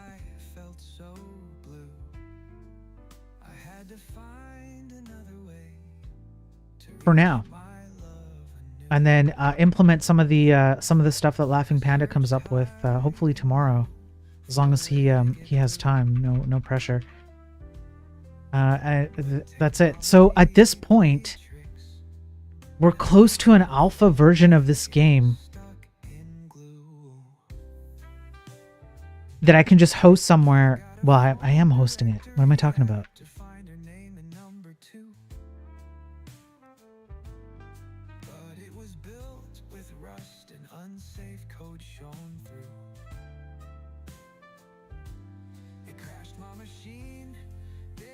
Yeah, I'm hosting a previous version of it on GitHub, but it is there.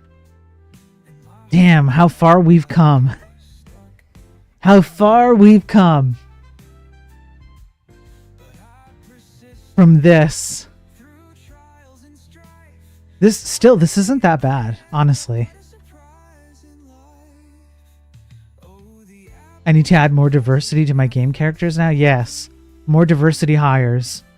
We need more diversity hires. Yeah, and I have a lot of different game characters that I can add. It's not hard to create them.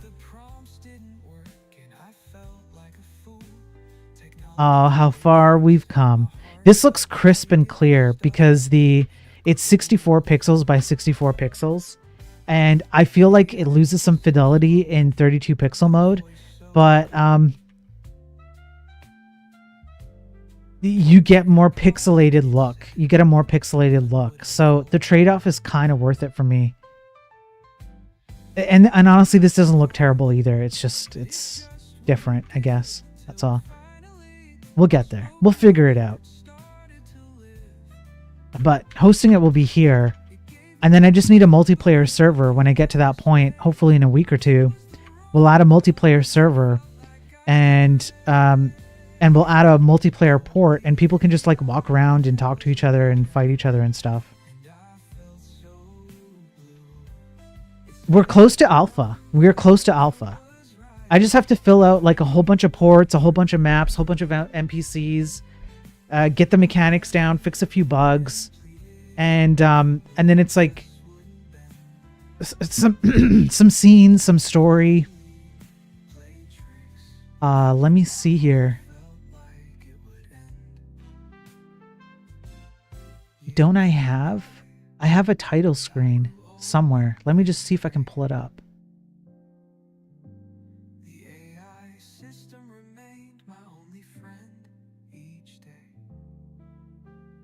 No, not that one. That.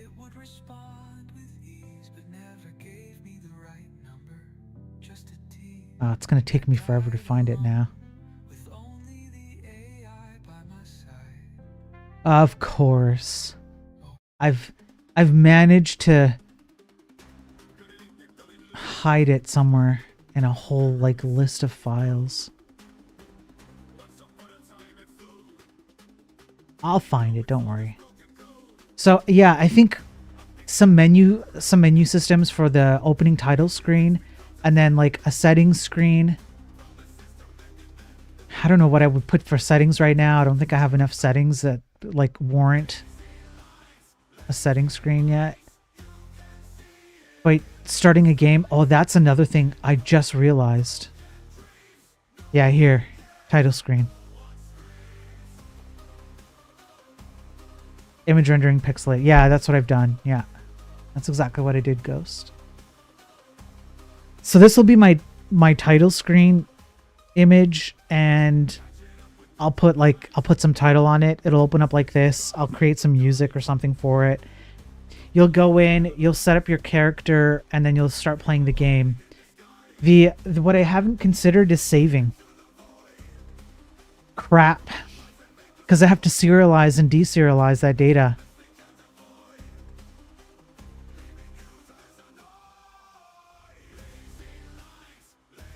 Crap. I haven't even thought of that. I should put that in my to-do.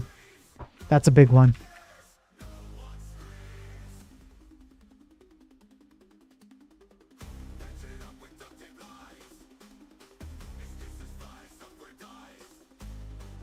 If you have flat arrays, it shouldn't be big. I suppose. I just don't have functions to extract the arrays that I need and functions to put them back in. I guess it's really not that bad. I guess it's not. I just need functions that extract the arrays, the array data, puts it into like some kind of file. It can even be just like a stupid JSON file. It does not have to be perfect. And then just a function that when you pass array data into it, it fills up the internal array. I guess it's really not bad. I just didn't consider it before. I haven't considered it up until now. But that would be required for an alpha. Like if you're going to play the game, just make sure everything is there. You can't miss a single ref. Yes, exactly. That's that I think is the actual like annoying part. But it's like it's doable. You just have to be careful, right? And test it a lot. But I have to have it. I have to put it in there. So you'd start with an opening screen title. You'd save like your character's name. Maybe you could like choose you could choose some of your opening stats. Like maybe you could like enhance some stats and lower some others, something like that. And then you'd have to be able to save the game, right? And so you'd have to serialize that, and then that would give you a file, and then you have to load that file on the opening screen somewhere. You'd hit load, and you'd choose from the file selector and plug in that file, and then it would fill in the arrays, and away you go. I didn't realize the age of exploration was so low res. They didn't have the technology. The technology wasn't around for high res exploration, Ghost, or battle, that's all.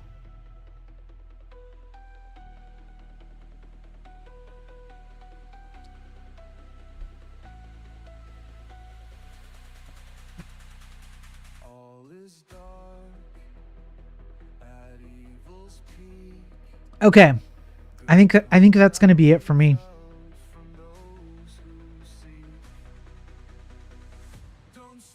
That's actually a pretty good place to be, honestly.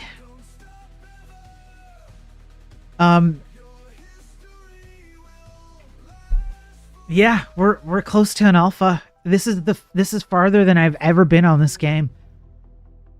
Mechanics are getting built in. Didn't have enough RAM. Yeah, I didn't have enough RAM back then. We've got NPCs, we've got maps, we've got like functions to help us build out some stupid generic maps. We're just gonna flesh it out. I'm gonna add some more buildings in here. Maybe I'll try my hand at like the inside of some buildings. It's honestly a pretty good place. We've updated some tiles. Yeah.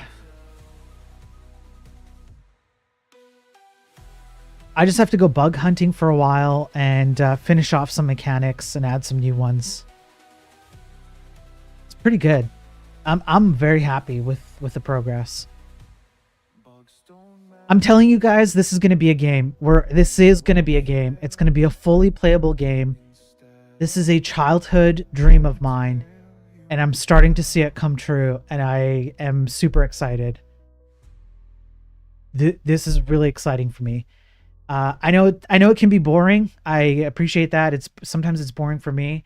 It's not the most fun to watch me do this stuff, but hopefully if you're watching this now or in the future, explaining certain things helps and, you know, makes it like interesting. Hang on. My wife is calling me. Hang on. Bugs don't matter. You won't fail. Instead of death, a tale you'll tell.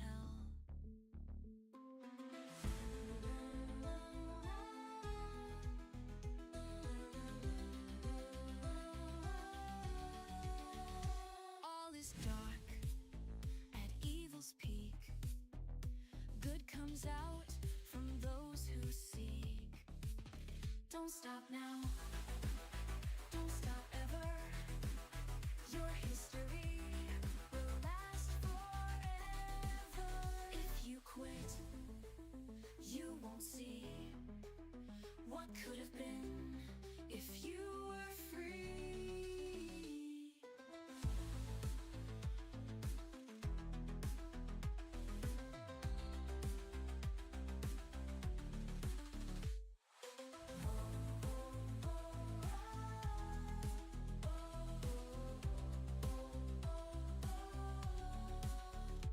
Bugs don't matter. You won't fail. Instead of death, a tale you'll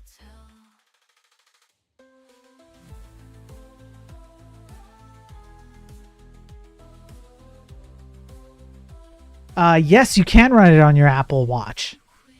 I accounted for the smallest screen size that is currently still active. So, I'm not joking. If it's 32 pixels by 32, then 10 by 10 would be 320 by 320, which is actually smaller than the average smallest screen size. And it still runs.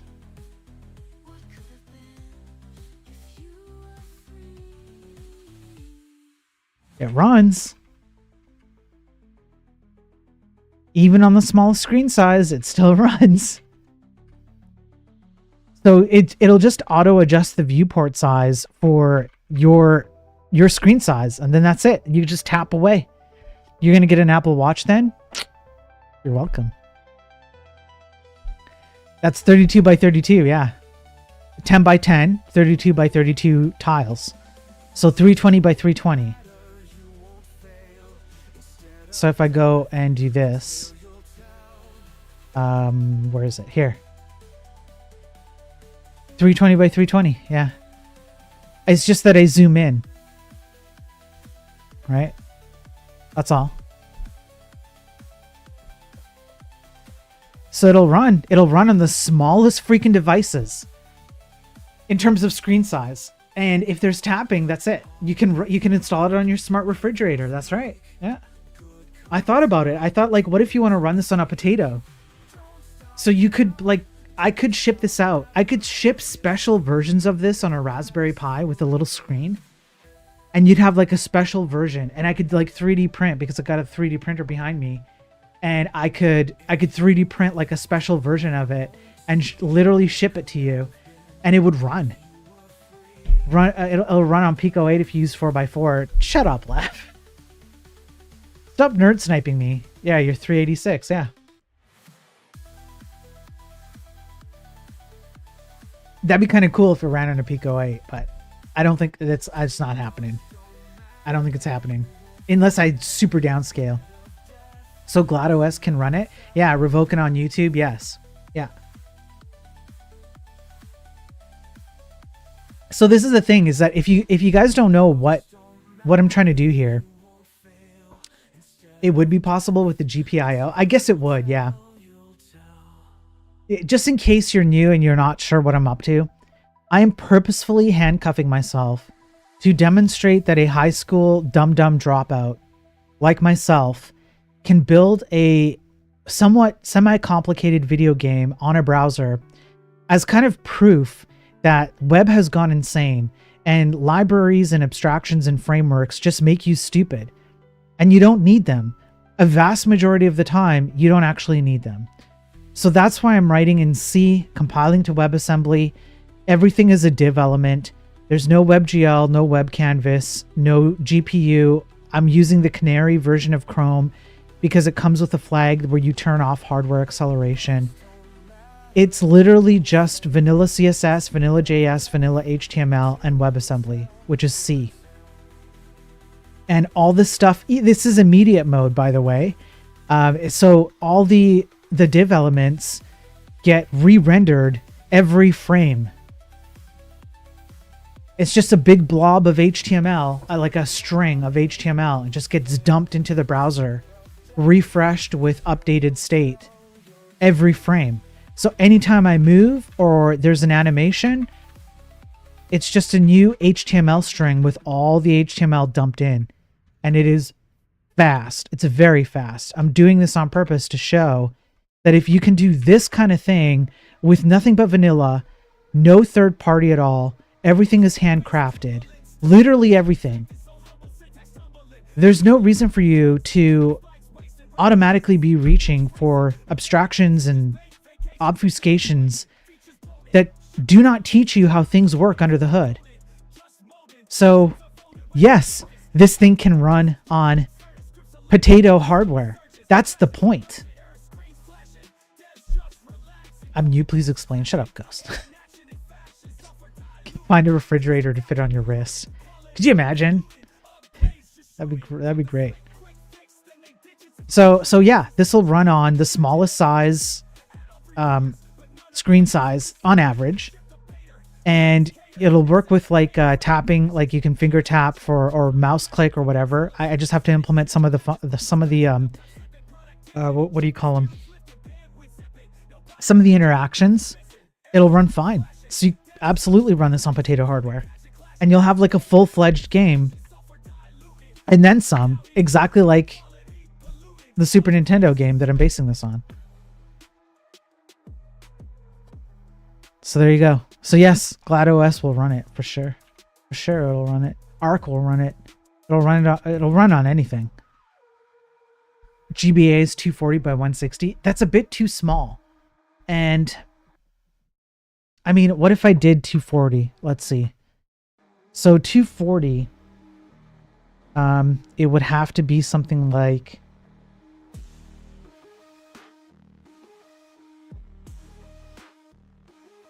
I don't know, let's say like 7. And then 160. Let's just kind of like guesstimate a bit of a rough guess. Yeah, I mean, there's a camera bug with odd numbered sizes. I should fix that. So maybe let me just give myself let's go down 6 and 4. Yeah, it still runs. The UI, you have to scroll the UI, but the UI, yeah. Yep, the UI's there, right? It's all there. It's all, yeah, it all runs. The battle on a really small screen. The battle, it doesn't quite fit. I might have to figure this out.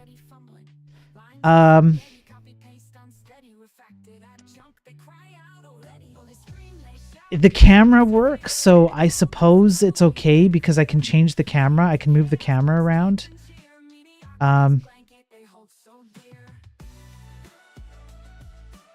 Yeah, the camera does. Yeah, it's a little weird. I'm gonna have to figure out the battle. I wonder what sailing looks like. No, not this. Let's go see what sailing looks like. Set sail. I mean, you know, if I just shrink the text size a bit, it's okay. It's okay. It'll do. You know, it'll do. it would actually work. It's kind of incredible what we've pulled off here.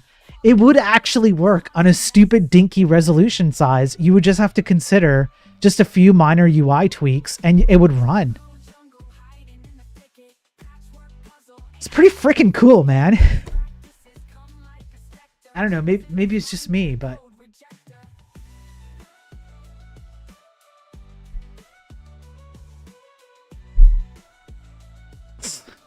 Tariff, me and you on getting ready to be homeless. Why are you getting ready to be homeless, Tariff?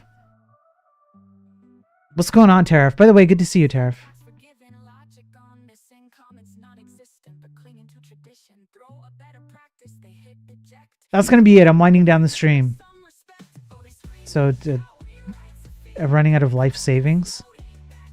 You don't have any work, eh? Is that what's going on? These blanket they hold so dear.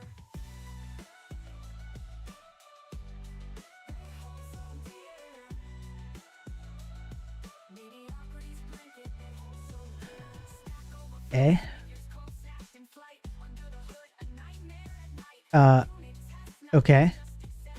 Quality's a ghost in this Does that answer my question? I'm not sure. Well, if you're going through a rough time, Tariff. The goat lost his crown last week. I thought that would never happen. What the heck are you talking about, Tariff? Seriously, what are you talking about?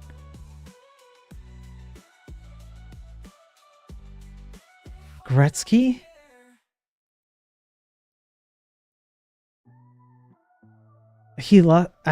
I don't follow hockey very much, so I know who Gretzky is, but I didn't know he lost his crown.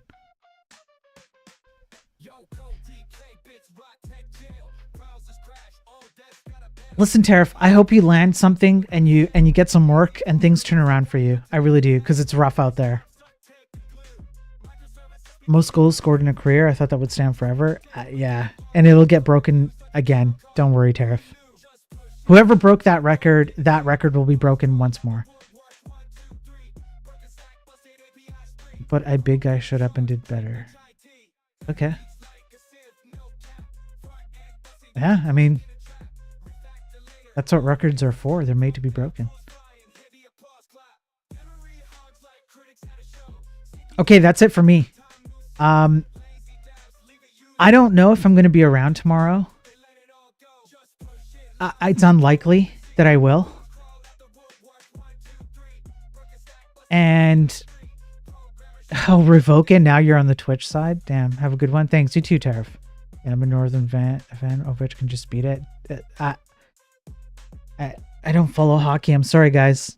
Sorry, I don't know anything about these things. I mean, I know like the names and stuff. I even know Ovechkin. I remember him from when I was a bit younger. But yeah, that's it. That's about all I know. It's cursory information about hockey. I'm just not into sports very much. That's all. So yeah, I don't think I'm going to be around tomorrow. I will be back on Monday with the Daily Tech News stream, and I'm going to keep working on the game off screen. I just plug away on that with Laughing Panda every once in a while. So I'm going to keep doing that. So hopefully next weekend or at some point next week, I'm hoping that I'll get to do a few more hours on stream and I'll show some more progress. Maybe some more port stuff or something like that. I don't know, something. It'll be there will be progress next time I'm on. So I'm going to try and not let so much time pass between the next video game stream. And then I am hoping in like 2 to 3 weeks I put multiplayer back in and then we have multiplayer again, and then you guys have something to do while I keep working away on it. We'll see what happens. I remember playing Quake at 320 by 200 software render for the win. Yeah.